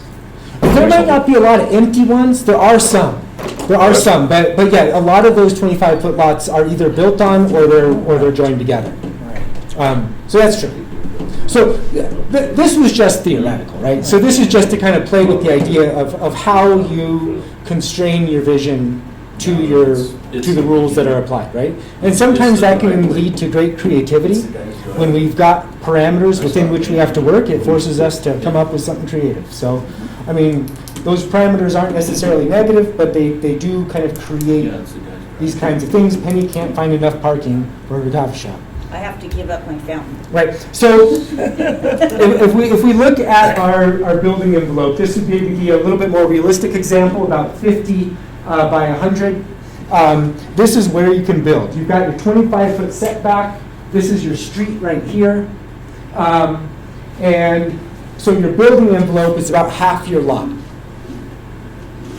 with the setbacks we require. So let's say you build a 1,200-foot house or one with a 1,200-foot footprint. Maybe you have an upper story or something, a few extra square feet. And you've used up some of your lot. Now you want to build an ADU. You've got that space, right? You could, with 5 feet in between buildings, you could use this space maybe for an ADU. Would it be possible to build a 40 by 20 or 800 square foot ADU? That's the space you got. You got 40 by 20 there on a 50-foot lot. Not No, on it would street not, parking. because your ADU has to be 850 square feet. So you could not do that. What if you attached it? Is it still Um, 850? That could be possible, right? So you could work within those constraints and build onto your house if you could add 850, right? Or it could be a two-story ADU. So yeah, there's ways that you might be able to do that, but you couldn't make a footprint for a single-story additional So dwelling. it sounds like the ADU code was set up for oversized lots. Yeah, so for an ADU, the lot size actually is probably less of a constraint in many cases, but the primary dwelling has to be over 2,100 square feet Yeah, that's the for that problem. 40% That's the requirement. problem. So it's set up for big houses. Right. Big houses on good-sized lots. Right, and so like when we think about ADUs, I don't really have any slides on ADUs, so I'll just kind of speak off the cuff. There's a lot of different reasons why somebody might build an ADU, right? One reason could be multi-generational housing. We've done that since we started making cities. You know, your kids grow up, they need their own space, they get married, they want to live in the backyard, build them another house, right? In that situation, they might want the same size house. They might want a full-size house. If you're getting kicked out of your house to let your kids live in the backyard, or in the primary house, and you're moving to the backyard, you might not want to move to a tiny unit. You might like your space, right? So there's like the multi-generational concept. You might be living in a 100-year-old house, and you're getting old, and your knees are creaky, and it hurts to go up and down all the time. So you want to build an ADU for yourself, and then rent out your primary house. But you might not want something tiny, right? You might just want to move over, similar size unit, and what else? So I think our ADU code was written, you know, for people with big houses who want a tiny rental. But it's not. That's one motivation, maybe a very common motivation for wanting to build an ADU. But there's also, I think, a number of other reasons why people would be motivated, which are not allowed. So what else could it look like? Let's say we got rid of our 25-foot setback and we just made it 5 all around. Then you could put your 1,200 square foot home in front and another one in back and have 10 feet between on the same lot. So just to think about like what it could look like. Not that it should look this way, but it could. So when we talk about density, the measurement we use for that is units per acre, and we regulate it redundantly. So when we regulate density, we regulate it through multiple mechanisms at the same time. So one mechanism is density itself. Another one is minimum lot sizes. By spreading out lots, by making them minimum sizes, that's one way of creating a kind of density, a density of lots. Another way we regulate density is setbacks and frontage. Again, if on your lot you have to not use a certain space in a certain way, part of that is a way of regulating density. Another way we regulate density is the type of house allowed. Certainly the architectural features of a house can put 6 people on the same piece of land or 1 person on that same piece of land. So the architecture itself is one way of regulating density. Building height is another. The higher up you go, obviously the more stuff happens in that building. And ADUs. So density is regulated in multiple ways. So we've definitely got density regs down.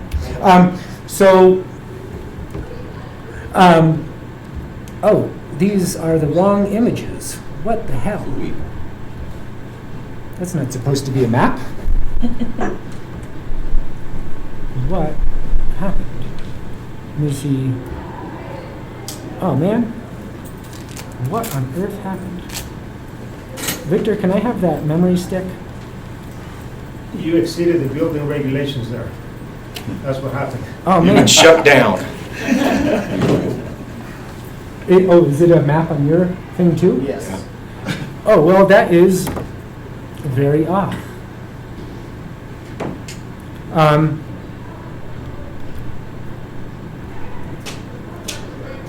Well,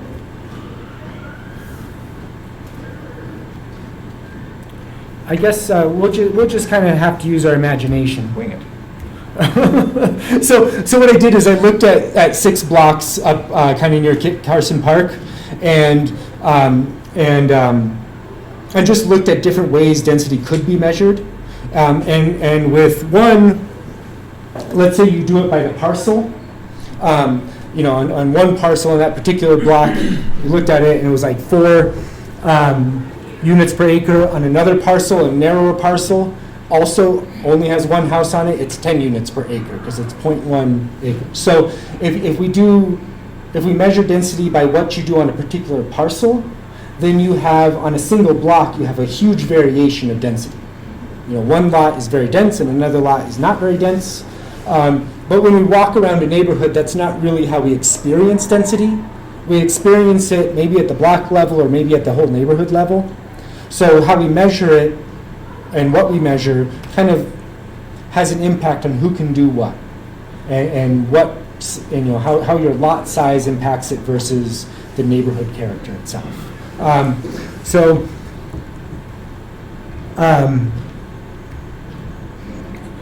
anyway, I'll just kind of skip through those. I thought they were kind of interesting maps, but it's very visual. So when we think about density, how we tend to measure it, if you're doing a PUD, like if you're doing a big subdivision, we actually measure the whole parcel, the whole subdivision, and we allow a density based on that whole lot. That's how it's described in our code. For a particular lot in an established neighborhood, we don't actually describe how the density is measured. It's not written, but how we do it in practice is we take the dwelling units and divide it by the lot size, by the acreage of the particular lot. So we kind of have these 2 separate practices. One is the neighborhood level, and one is the lot level. And those have different outcomes or different implications.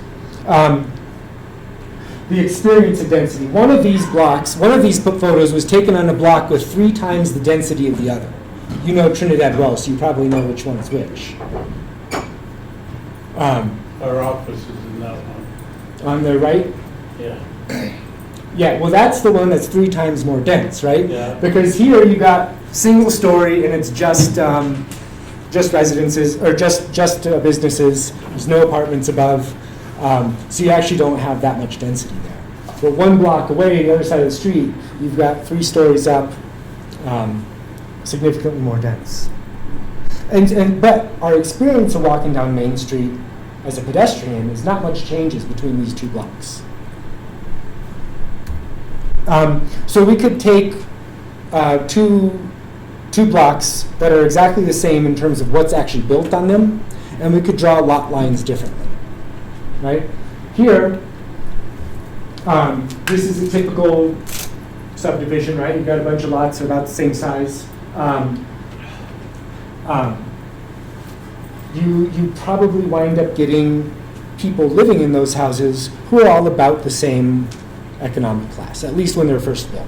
You know, after a city's gone through boom and bust cycles over many years, then who knows who lives where, right? But when it's first built, you know, if you're thinking of a new subdivision, you'll probably get like about the same class of people in each house. But if you said, well, let's measure density at the block level, then you could have the same thing, same density, but different sized lots, and it would be a way of creating more of a mixed income neighborhood. So different people at different economic levels could live next to each other, live in the same area. And then you have, you know, interesting configuration of space. And in our land use code, section 1420, which is about subdivisions, it says the intent of our subdivision code is to provide a variety of lot sizes and housing types throughout the city. So it has been written long before I got here that the intent is to, I would read that, to do something more like the one on the right. Well, and it's actually historically what's happened. And over time, you know, people break their lots up and lot size usually get smaller rather than larger. Take those walks. So tiny lots. Here's a picture kind of near Kit Carson Park. These lots are about 2,500 square feet. They're very small lots, right across from the park. This house on the right, I don't want to make any judgments, but it looks like it's in kind of poor condition. We kind of already talked about like what would happen if on these lots. That was your question. If here's this house, it's not in great condition, you want to tear it down and build something better, you're kind of limited to another small, maybe 5,500 square foot house, which also isn't conforming. You know, so you have this constraint, right? So in that particular example, would planning and zoning give a permit to build a basement, the first floor, and perhaps even a second floor? I think that was the question that they had. You know, Down is good too. I'm not sure. I'm not sure if the basement would be allowed by right, or if that would be something you have to go and get a variance for. So there's many things that are in the code that you would have. Basically, they're not allowed by right. So you can't just say, I got this land and I'm going to do this, and I don't have to let my neighbors know. I don't have to have a hearing, right? There's certain things that you just are easy to do. It's quick. There's no process. There's some things like, let's say you want to have less than a 612 roof pitch. You can do that, maybe, but you have to go through a process of applying for a variance, which requires you to go to a public hearing. So the time, you know, so if you're ready to build now, that adds another month, maybe 2 months onto your building schedule, right? And it's a little bit of cost, you know, and time is a cost as well. So some things like that, I'm not sure, haven't been here quite long enough to memorize the code to that level of detail. But if it weren't allowed, it would be a variance procedure. And so there's extra time and cost in that. So you actually have to have a variance to put a basement in your house? Well, with one of these old non-conforming lots, my answer is that I'm not sure. I'm not sure if building on the same footprint means literally the same pad, same foundation, or if you could tear up the foundation and build a basement. I'm not quite sure. And I would hope they'd allow you to start new, so you could have something that can last another 100 years, instead of building on the same foundation. And it probably does, I just don't know. I just don't want to give a clear-cut answer here. I wouldn't do one of the same. Since this is on a corner lot, it creates another problem where a 30-foot wide lot on a corner lot would also need 25-foot setback from the other street. So you'd have a 5-foot building envelope. But again, the city is conducive to allowing to build on the same footprint. Right. So if we're looking at potential development, one thing that I've gotten a lot of feedback, just because I dropped the bomb, I guess, is tiny homes. And in Salida, they passed a tiny home ordinance that I think allowed quite small homes, but what people are doing with it is building usually homes around 800 square feet. And this is what people are doing. So they narrowed the lot width. So their minimum lot width for a tiny home is 25 feet. So just like Trinidad's old shotgun lots. And this is an example of the outcome of what people are actually doing. So is the city looking at dropping the square footage requirement? So, I wouldn't say we're at that point yet as what the city's looking at, but I think within the zoning code, that's one of those things that could lower the cost of development or make it possible to build housing in places where currently it might be more difficult. You might be able to build a little bit extra infill if we did that. But I don't think we're at the point where that's like something the city's looking at or there's a specific proposal. There's no real proposal at this point. But that's definitely on the table. So this here, another picture in Trinidad, couldn't be built today. These couple of houses, these 3 houses on the right, have about a 5-foot setback. So that's what it looks like if houses don't have a 25-foot setback. They're all built pretty much right up to the street. These ones on the left only have 25-foot frontages and no off-street parking, and they're less than the minimum 600 square foot for a house. And the lot size is less than 6,000 square feet. So we already kind of know what it would look like if we changed some of the parameters. It looks like this, maybe. On your legend, when you opened up on the first slide, it said, and I can't quite remember, to protect and then aesthetically to build. The hearings, as you're talking about, say that somebody wants to put a Connex Right. on the backyard for, I can tell you that would really pack the halls of city council in a quick minute. Yeah, and it has actually, Piss I off the think. neighbors, he said. I think it has. Yeah. So, if you look at buildings that are built out of connexes, they could look like connexes. I've seen that. They can also be finished to a very nice degree that you'd never really guess what's But inside. I don't think you can get past, it's a box. It's, you know what I'm saying, and I understand architecture. Right. Well, this is a box made out of bricks. Right. And there's a problem with this Connex box. into that. What's the problem here? Setbacks? Right. So this is another way. And when we think about setbacks, this house has what looks like maybe 20, 25-foot setback. This house has about a 10-foot setback, 10 or 12-foot setback. So you have like different setbacks, and this one back here is set back even further. So we kind of see like a variety of different setbacks right next to each other. That's what that looks like. What's the problem here?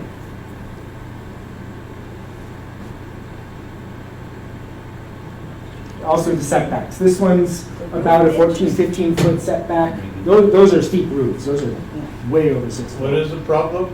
Because that's Setbacks. one of my Setbacks. supervisors. Well, this couldn't be built today because this is only about 14 or 15 feet setback from the street, and this one's only about 8 feet setback from the street, from the sidewalk.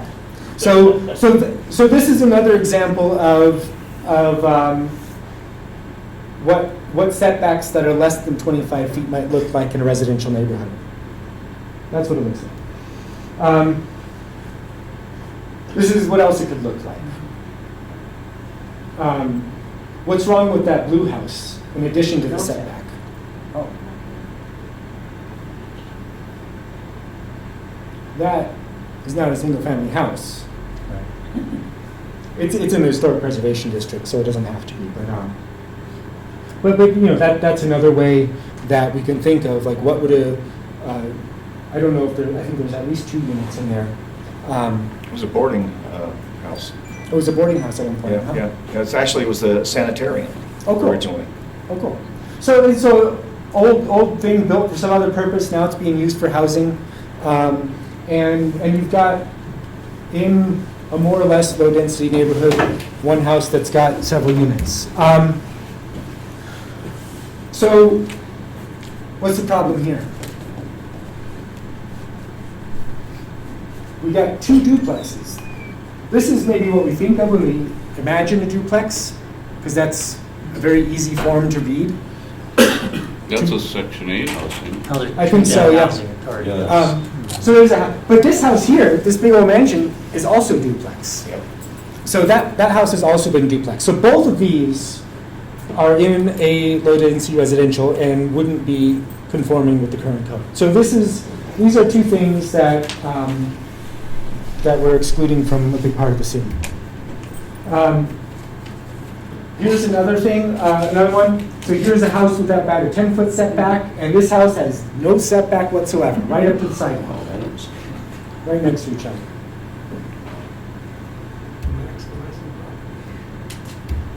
We're just not seeing any of Colorado Avenue, the place we Oh, all like.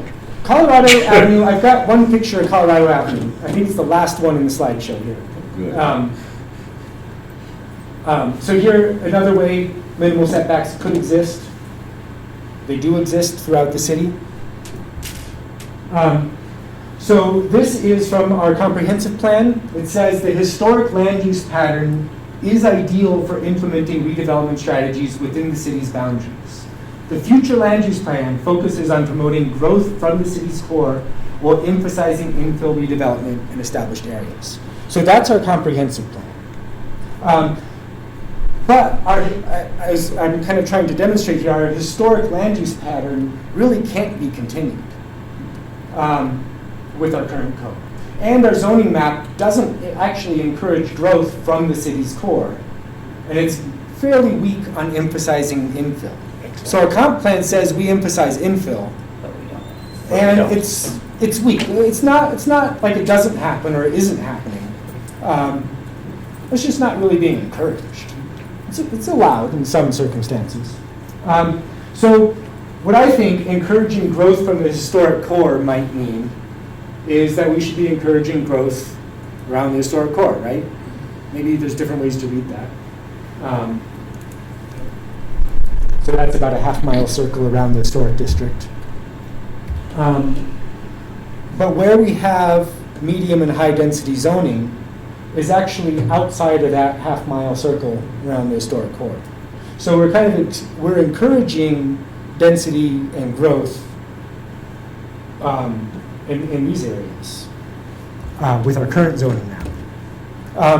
And when we look at actual densities, this is a map I made of each block in Trinidad, and each block was calculated to have a density based on how many address points are in it. So, this isn't quite a useful tool yet because a business has the same value as a home.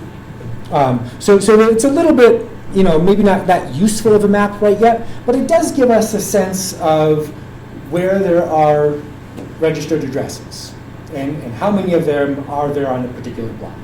And so with that, there's also, it's not quite at a point where it would be 100% accurate, but it gives us a pretty good idea. And so the blue is the cooler colors are lower density, and the red is the higher density. I think this is interesting. It was a very interesting map of where density exists. You can kind of think about what that means.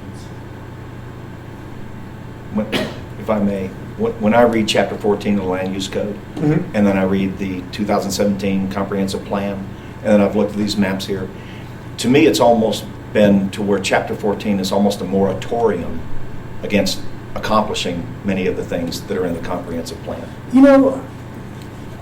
As I've been kind of learning more and more about Chapter 14 and how it was written, it's something that we largely adopted back in the 70s, but over time, like it has been worked on, and even just in the last few years, there's been, council and other citizens have gone through and made a lot of changes. So it is a work in progress. Some things conflict other things in it, though. And within any work in progress, I think there's contradictions to be found. Okay. But it has been a work in progress for the whole time we've had it, and it still is. So yeah. I'm just mapping it to the comprehensive plan, though, those two moments in time, 2017, Yeah. and then what you want to accomplish in the comprehensive plan, and then it was reworked about 2 years ago, which is after 2017. Yeah. And I don't see the comprehensive plan actually being used as a guiding document to when it was reworked. And I kind of stand by that if somebody wants to look at the comprehensive plan in chapter 14. Well, and I think it's been before too. That's a fact, I think. The need for housing, I think with anything like a zoning code, there are a lot of conflicting and contradictory values within the community. And I think it came up when we were putting things up here. We want to be close to cafes and coffee shops, and we want a quiet neighborhood. We want both, right? And I think that's probably true for most of us. We want a little bit of both sides of the city. We want all of the convenience. We want all of the access. We want the labor market. We want all the good things that a city offers. And we want to be left alone and out in the country and have a big old piece of land around us and not see our neighbors, right? We want both, right? Not in my backyard. Yeah. So, and I think all of us are full of these kinds of contradictions. And when one of those values is dominant and you write a code to, reflect that, then it contradicts that other value, right? But they're both important, right? And we want both. We want good, safe, beautiful, convenient, easy neighborhoods. I think probably all of us do. So anyway, here's a half-mile circle, half-mile radius. And you see that most of our density actually kind of does exist there. If you look at your block or a block and guess what the density is going to be. The next two slides are one's the top half of town and one's the bottom, and it's got the density per acre, the units per acre.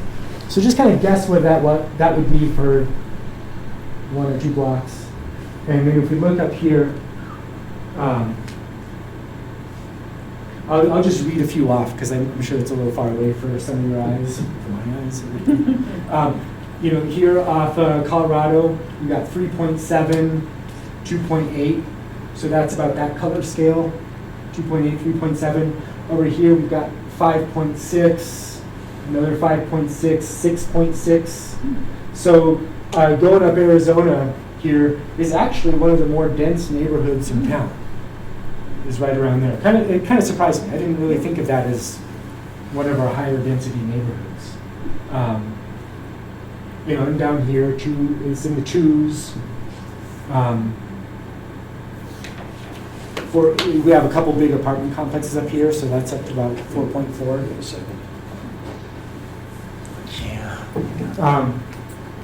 Downtown, I think this is our highest density block there.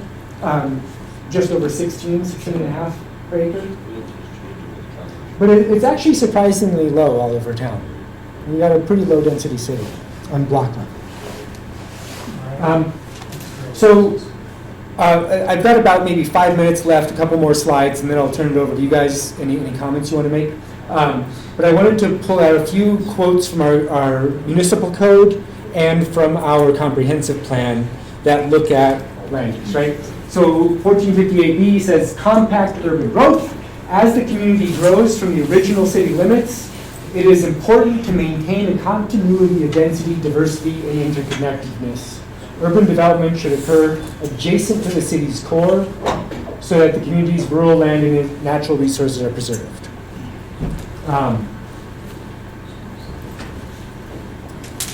In our comp plan, it says we should update land use regulations as necessary to encourage multifunctional spaces and housing options such as accessory dwelling units, co-housing, tiny homes, artist lofts, and live-work opportunities.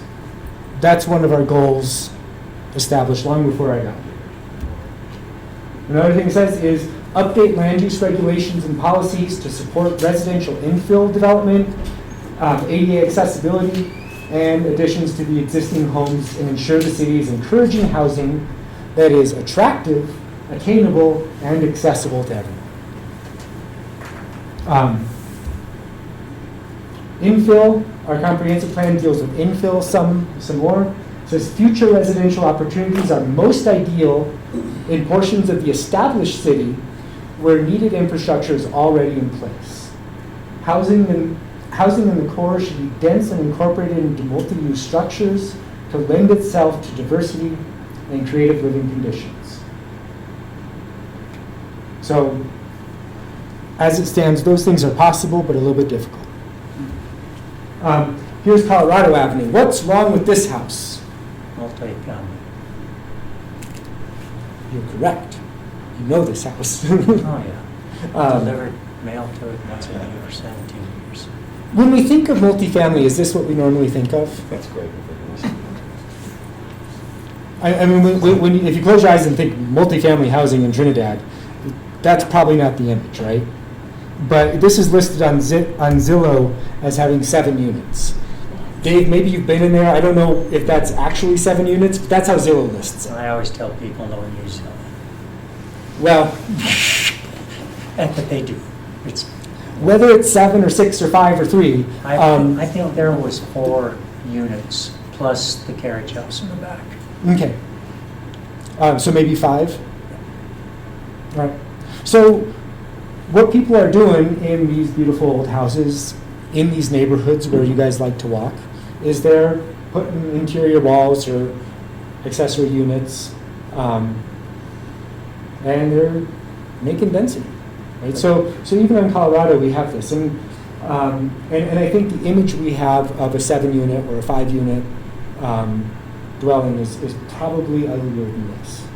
And that's been like because in many cases, new construction of something with that in mind would be uglier, right? Like, that's true, right? Often, I don't know what's wrong with modern architects, but they tend to make uglier buildings. And that didn't happen recently. That's been like that for 50 years Right. or more. Well, I'm glad to hear that. I mean, I didn't know how recently it happened. I don't know, does it raise a bunch of eyebrows with the neighbors? There's good space between that home and the neighbors. Okay. So Anyway. Parking would be a challenge there, right? So, I think, well, I don't know, maybe. There's a parking lot that goes around the side, I don't know, maybe it takes 2 or 3 more cars. I was just saying if it's 7 units, 2 per unit, that's 14. Yeah, so it probably wouldn't meet Spaces. probably wouldn't meet our current parking requirements. Right. Some people are parking on the street. Anyway, I think maybe what this emphasizes is that design is really important. You know, design matters. So, and maybe it matters more than use. Maybe the design, the fact that this is a beautiful old house, is more important to us than how many people live in it. I imagine, for many people. Yeah. I just thought this was interesting. One thing I was doing, I was taking the assessed value from the county assessor and putting it around the city to see what's our value per acre. And this is just kind of one way of looking at a city as an economic engine. And you see that you have this these concentrations of value at the hospital downtown, at the college, and a little bit interspersed here and there. But the magnitude of difference isn't that big outside of that downtown. The heat map shows you downtown is really what's paying our taxes here. That's where our value is coming from. One last thought before I conclude. The next slide's the last one, is that our housing market, as Glenn said at the beginning of our meeting, definitely distorts our labor market. High housing costs slow economic growth. Trinidad's construction industry, this was in a previous slide, is paying about 20% more for labor because of the lack of housing. This is not necessarily local labor, but this is labor that people are bringing in for projects. So when you want to build a larger project, a lot of people, developers, are bringing their labor in from out of town, so they're hosting. A 2016 National Association Home Builders study found that regulatory costs, that's the things that the city does to just kind of put some red tape up and add some extra rules to your project, added about 18 cents to project costs, to development costs. And a similar study in 2018 found it to have risen about 32%. So that's pretty huge. I don't think Trinidad's probably quite in that 32% range. A colleague of mine was telling me in Salida they're charging $90,000 for a building permit. So there's a huge difference from one city to the next. But Ed Glazer, who's a writer on cities, writes in 2018, the negative impacts of restrictive regulation on housing supply are greater than the potential negative externalities of development. So as a conclusion, how we regulate density, setbacks, lot sizes, housing types, parking, permitted uses, building height, lot coverage, ADUs, has an impact on what gets produced. And each of these ways of regulating land use connect to our aesthetic values, our neighborhood values, and how they're regulated should protect the public interest, reflect the community's values, preserve historic cultural treasures, increase the overall wealth and health of the community, and promote a vision for change and growth in all parts of town. Good design, placemaking, and ensuring that new development is as attractive as historic development will help Trinidad thrive. So, with that, I want to just kind of open the floor and let any of you guys respond or say anything else that might be on your minds or thoughts for the future. This of course, this exercise here, I assume you are all aware, is connected with the survey that was going around. So if you haven't taken that, I'll give that to you here or to do it electronically or on paper. If you haven't taken it yet, and if you have, then this was probably less of a surprise. Anyway, please. I'm running out of time. I appreciate your time, Sky, and there's a ton of information there. A lot of it went over the top of my head. Maps. I'll make this available. I'll send it out to anyone who's interested. There was an email sheet going around for anyone who'd like to be sent the slideshow. And it's on YouTube. And it's on YouTube. Okay. I don't blame any investor for trying to capitalize on their dollars and make things happen with property they own, like the Malters and other investors that have come and continue to come into our community. Housing is, the fact that we allow these places that are there to be rebuilt on the same footprint means that they can continue into the future. We've got them, they've been here historically, they can continue on those lots. These 25-foot lots that we're talking about, legal descriptions are usually a combination of 2 to 3 of those lots. When I'm selling those homes, the legal description is not a 25-foot lot, very often. I think I sold one shotgun home on Topeka that was on a 25-foot lot. Other than that, the legal description was made up of a number of those lots. Mm-hmm. So that's like the difference between lots and parcels. All right. So I get a little concerned when I start hearing about tiny homes and Connex boxes infiltrating our historic neighborhoods. Part of the attractiveness of Trinidad when people come in from other areas is the way the neighborhoods currently are, both tight and irregular and with something more spread out when it came to selling them. So anyway, just trying to comment on a few of the things you said. Thank you. I'm going to read this off so it's quicker and easier for me and you'll probably understand it better. I've got copies here if anyone's interested. Let me start off by saying that my opinions and thoughts are just that. But they are based on living in Trinidad for 55 years with a family that since arriving in Trinidad has invested in and continues to be actively involved in residential housing.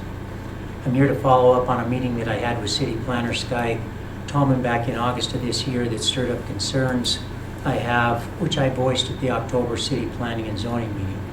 Concerns were many, but it was clear that the city planner hadn't an objective or perspective of changing current city ordinances to allow introducing multifamily residential unit housing into our low-density residential neighborhoods. Property management of multi-unit housing is not an easy task, and mismanagement leads to crime and chaos that our local police and fire departments can attest to. It seems very risky, to say the least, to encourage and introduce such to our LDR single-family residential neighborhoods.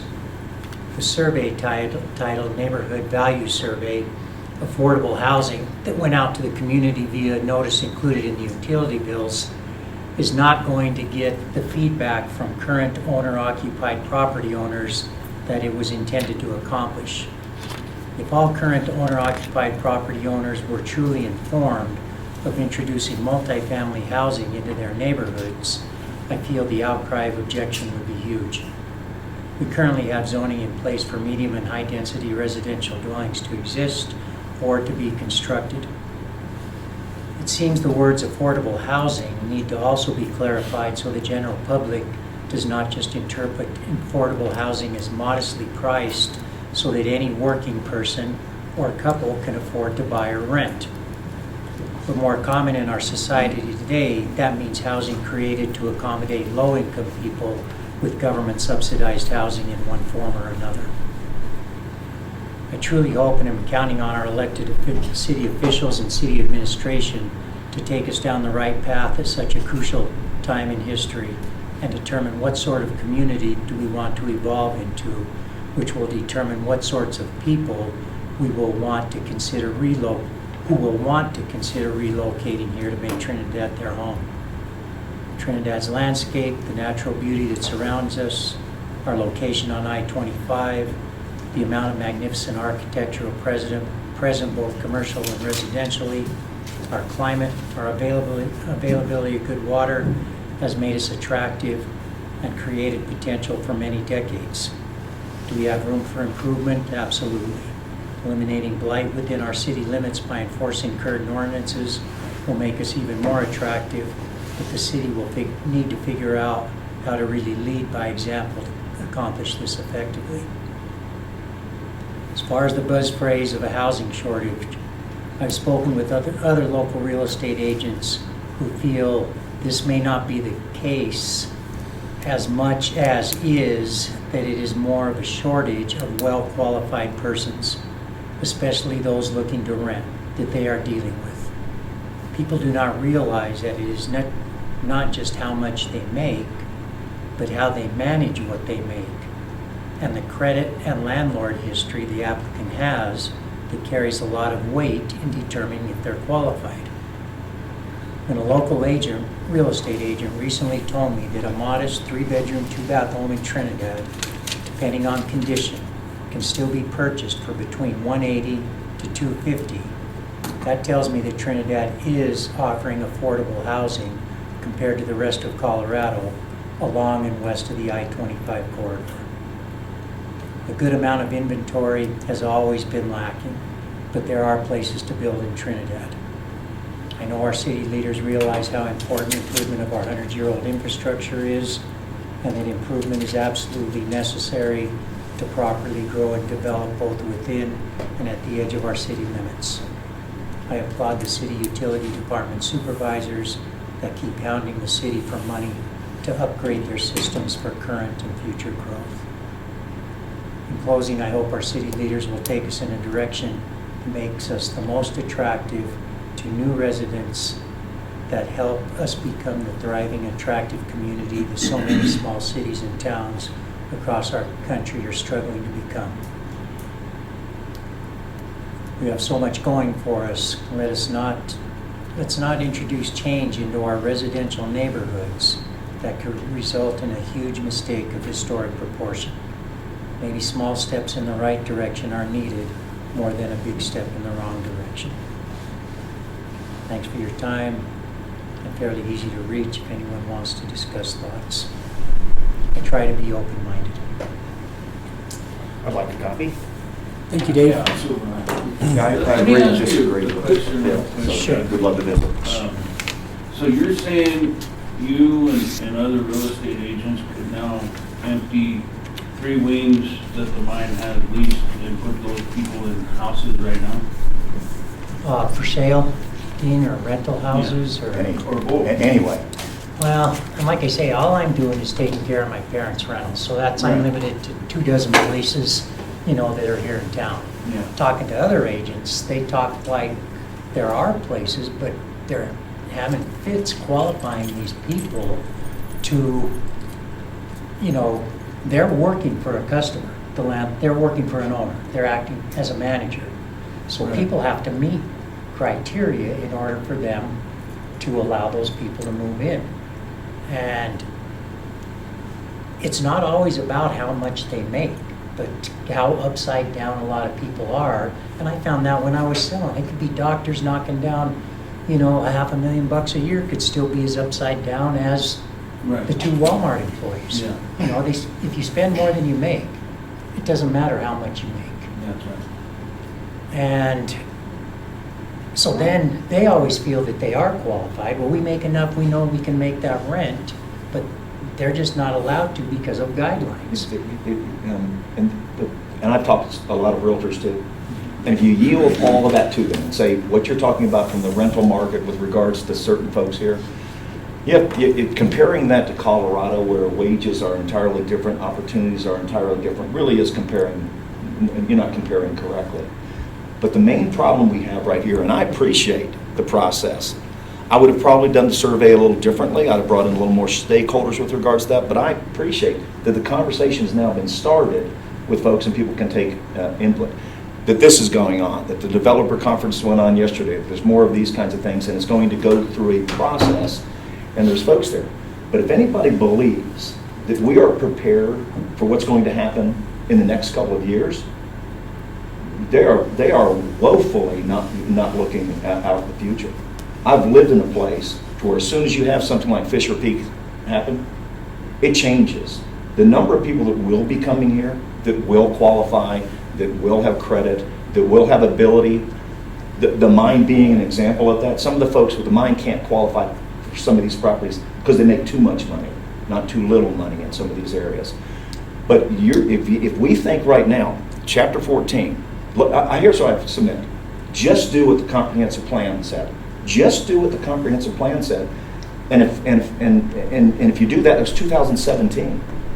We're not doing what the comprehensive plan said to do.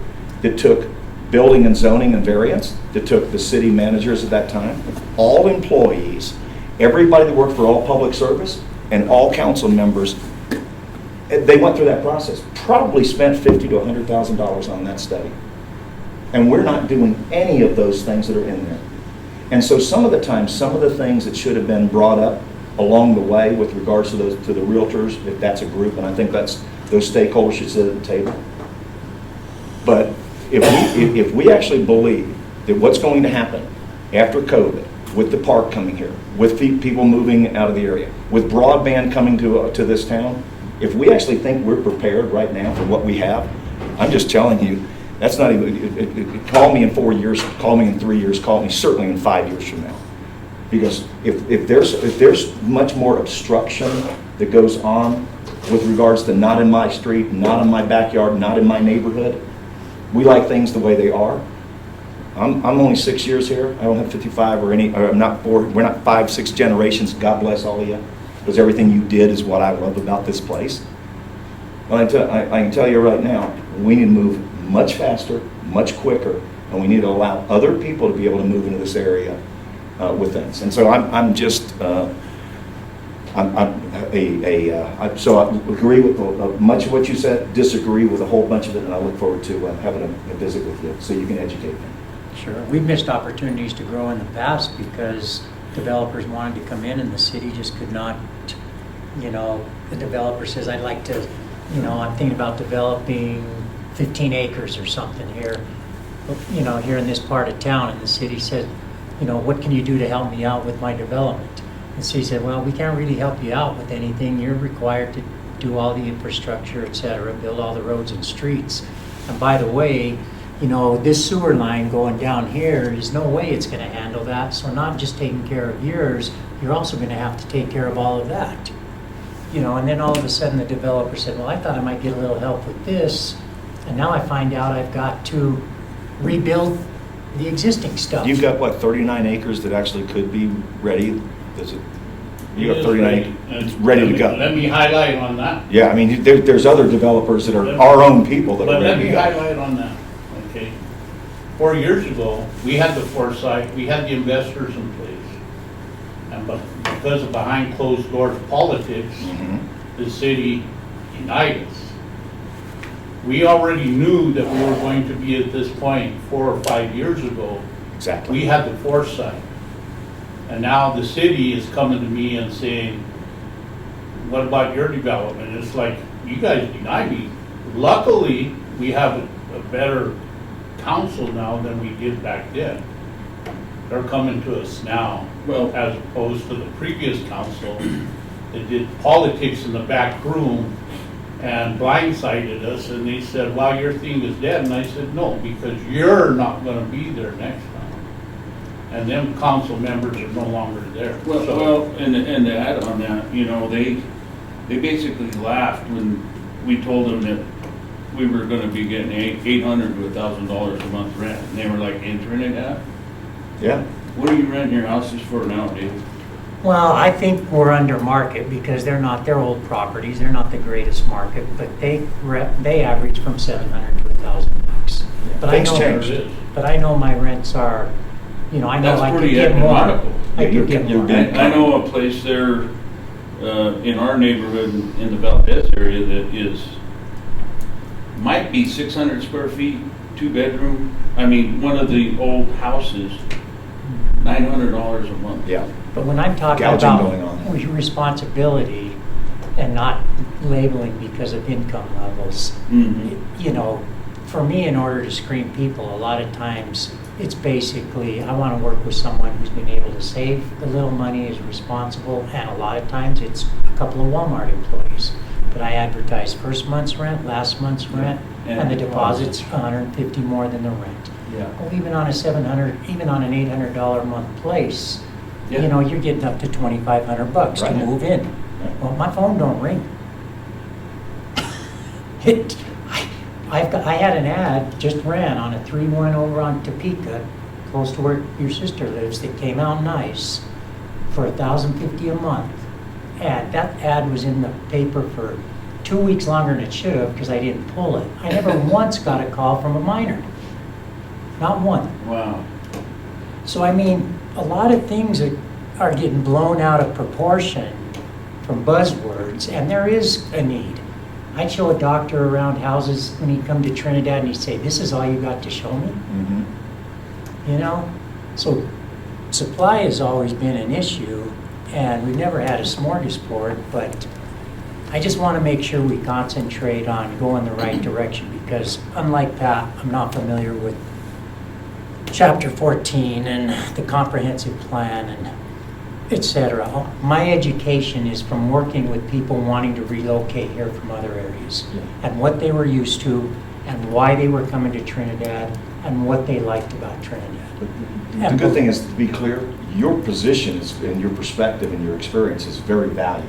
But just in this little room right here with a number of people coming, there's a developer over here ready to go, and has been ready to go. So you can still do your business, right, and still allow other things to happen, and it I'm doesn't. for his development if I can see it being something that I'm looking forward to listing those properties to sell in the future. Because Personal they're private property rights because though they're still have to gonna- matter. Because they're going to be desirable to the people that for 20, 30 years I worked with and know why they came to Trinidad. Dave, have you ever known the Malters to do anything low class? We've always been first class. Well, I know you guys live in beautiful And homes with a lot of space around you. The problem that we have there, and you're running for mayor, so I'll tell you what the problem is. The problem is, it's not in my backyard because he lives. It is always not in my Oh, backyard. yeah. That's the problem. People don't want it on my street, in my neighborhood, in my backyard. And quite frankly, though, that's why you have zoning. That's why you go through these processes. You can protect certain areas, and you can actually, at the same time, encourage growth of things you need in other areas. You can do both. I always use Allendale as an example of what seemed to be a success story for Trinidad. The mine needed a place to put their guys. You know, the Allen Mine basically built Allendale, bought the property, got contractors, built it. All right. 900 The names are the same. 900 square foot homes, small homes, but they were on 6,000 square foot lots. All right, there was just two styles, the 900 single family, 2-bedroom, 1-bath attached garage, and then there was the 2-story, which bumped them up to about 1,200 square feet. Well, here I am, those were built in the early 50s. You know, when I'm listing homes, I love to list those little homes because they were on a big enough piece of ground that people added on to them. They converted the garage. They had room to build a double-car garage. And, you know, I have no problem with that What kind of situation. homes do you not like to list? Homes that I think are going to be difficult to sell because if they're that shotgun home on Topeka, I told Kay, I said, well, you've got a unique home, and that has us looking for a specific buyer instead of something that could work for a broader range of buyers.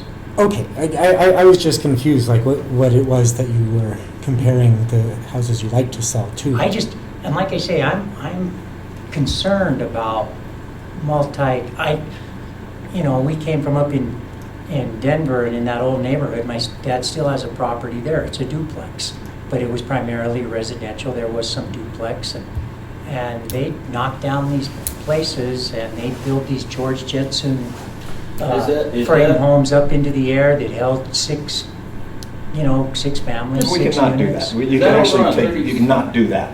So don't do that. Don't have your code match that. At least have your code match the things you need, and then It's sometimes palatable. I think it needs to be kind of palatable. I think one of the challenges I think the current city administration, the past city, is there really are views similar to yourself that are, this is the way I want things to be in my block, how I'm going to sell properties, rather than meeting the market demand of what homes people want to buy. And there is a demand of a certain type, of certain types of homes that people are going to want to buy. I will say this. Realtors in this community right now that are kind of against this will love it 5 years from now. Because inventory is not going to increase any other way unless you start opening up the areas where you can put development in the kind of areas you need to do that. But I walk around town all the time, did door hangers, did about 750 of those over the last couple of days. Trinidadians historically have resolved this problem over all these decades, over 55 years. And quite frankly, in different times, they put small homes next to big homes. You go over near San Pedro, there is a coal baron's big mansion, and right next door is a little brick 1-story duplex. And quite frankly, what realtors say that is 1,000% wrong is they say, if I have a 3,000 square foot house here, and I allow somebody to build an 850 square foot house here, it's going to have an negative effect on my property. And the reality is that's never happened anywhere in the country. Certainly doesn't happen in Colorado. Go to Durango, go to Aspen, go to Vail, go to Steamboat Springs, go to Salida, go anywhere. And what really brings it down is having an empty lot that nothing will ever be there because you've actually moratoriumed people out of doing anything there. An empty lot with weeds that never will be anything. Build a small house there that actually is conducive to that area, that actually is historically correct, that has a similar style. Your property will go up in value, and my little house will go up in value, because when you as a realtor do a competitive analysis on that 3,000 square foot house, 3-bedroom, 2-bath, whatever it is, you're comparing that with other 3,000 square foot houses. You're not giving anybody something that says, and by the way, there's a 850 square foot house here. When I sell my 850 square foot house, that's being compared to all the other 850 square foot houses around there. When you sell a triplex over near Colorado, and they are over there, and they're near San Pedro, and they're in all these protected areas, that's being compared to other triplexes in the area. So the idea, go to Salida right now, and that thing you showed, here's a tall 2-story building, here's a bigger house, and then there's that one skinny house there. All those folks are going to make money. every one of those folks will create wealth for them and their family, and every one of those neighborhoods would be a neighborhood people would like to get into. Some people will start off on the small house, and as their family grows and as their income grows, they may move to the second house, and we've taken most of those things out of the market. We don't even allow it to happen. I just know when I was showing a home to a client and he was walking towards the house, he was looking just as hard to the right and left as he was And that's the free market working. That's the free market working. But I guarantee you, that house will sell, and any house that's actually livable in Trinidad will sell. Oh, yeah. Any house that's livable in Trinidad will sell. Over market. In today's Over market. In today's Well, market. but you do these things based on today, not based on what the railroad did a couple hundred years, 100 some years ago. We're still living as if the railroad we're still a railroad town, not a coal town. A railroad town, not allowing 25-foot by 100-foot lots to not be built on. The railroad did that in order to actually raise a lot of money. That's how railroads built railroads. Is they would say there's going to be a town in Trinidad, it's right near the river, we're going to build this thing here. They plotted all this stuff. They sold all that money, and that's what laid the track. It's what built all the stuff. It's what paid for everybody there. We're still living as if that's the confine or the construct that we have to make decisions on. It just doesn't, to me, doesn't make any sense. There's just not that many 25-foot. There's more than you think. I must have walked by, in the last couple of weeks, I must have walked by 30 to 40 of them. 30 to 40 of them. And quite frankly, and I keep walking, and there's a little bitty house on a 25 by 100 square foot house right there, just down the road. Trinidad, Well, historically, I think there's room for it. historically, I'm not saying Trinidad's it already can't. done this. Nobody, to my knowledge, Sky nor no one else has said, we want to change the complexity of current neighborhoods. Why can't you just do what you've always been doing in those neighborhoods, is my question. Well, I don't want to see him tear down a home that sits on 425 square foot lots, that sits on a nice piece of property on a corner, and create 425-foot homes. Why wouldn't you allow that? Run for, volunteer for the Planning, Zoning, and Variance Board. Why don't we trust elected kind of government and say, for somebody to have personal private property rights, which you get in America, even in Trinidad, if somebody has that kind of lot and there's a decrepit building on there and they can lower that and build to code and go through the planning process and go through the process, they're 18 to 32%. Somebody's going to have to spend a lot of money to go through that process and have it turned down then. But to actually say, no, you can't do that in areas where you can. And I think, for me, my opinion is the only way that you're going to see that happen is if the house is beyond fixable. Mm-hmm. A lot of these people that are moving here, they find, they feel good about, they love the house, the structural, the style of the home, and they want to fix that up and improve the home. But I don't think anybody's going to knock a house down unless it's. Well, they did it in other cities where things were going crazy enough. They've leveled expensive properties to yeah. change And them up. you do have Park a Hill, point there. DU, all those things. You do have a point there. They did do that in Denver. And is your dad's property up off the? I've got to go. See Have a you. good one. Thank you for coming. Very much my pleasure. Yeah. And we will me visit. too. Take care all. Pleased to be here. Victor, you want to see if anyone online has something to say or wants to? Oh, he's west of Sloan's Church. Does anybody online have any 32nd questions? between Wattsburg and Sheridan. The Italian area. They built that big market there, that marketplace there. Oh, used to be. and, Edgewise, but, Yeah, they put like. I have a derelict house across the street from me. I would love to have it torn down and have Yes, nothing I've used got there, it. or a bakery. Well, I wish you or, guys luck, you know that. I'm not, Apartment you know. building or something instead. something, right? Yes, because right I now think it's just maybe- derelict. I think he did. Hey, thanks. thank you for coming, Dave. Would you please leave a copy of your letter here for me? Yeah. And also please leave the maps and the things you wrote on your tables. I'm going to collect those and look at them. Yeah. So please don't take those with you. I got plenty of them, if anyone's interested. Thank you very much. Ray. My name is Bruce Stein. Yeah, I'm not. See you around, Ray. Okay, here you go. Take care.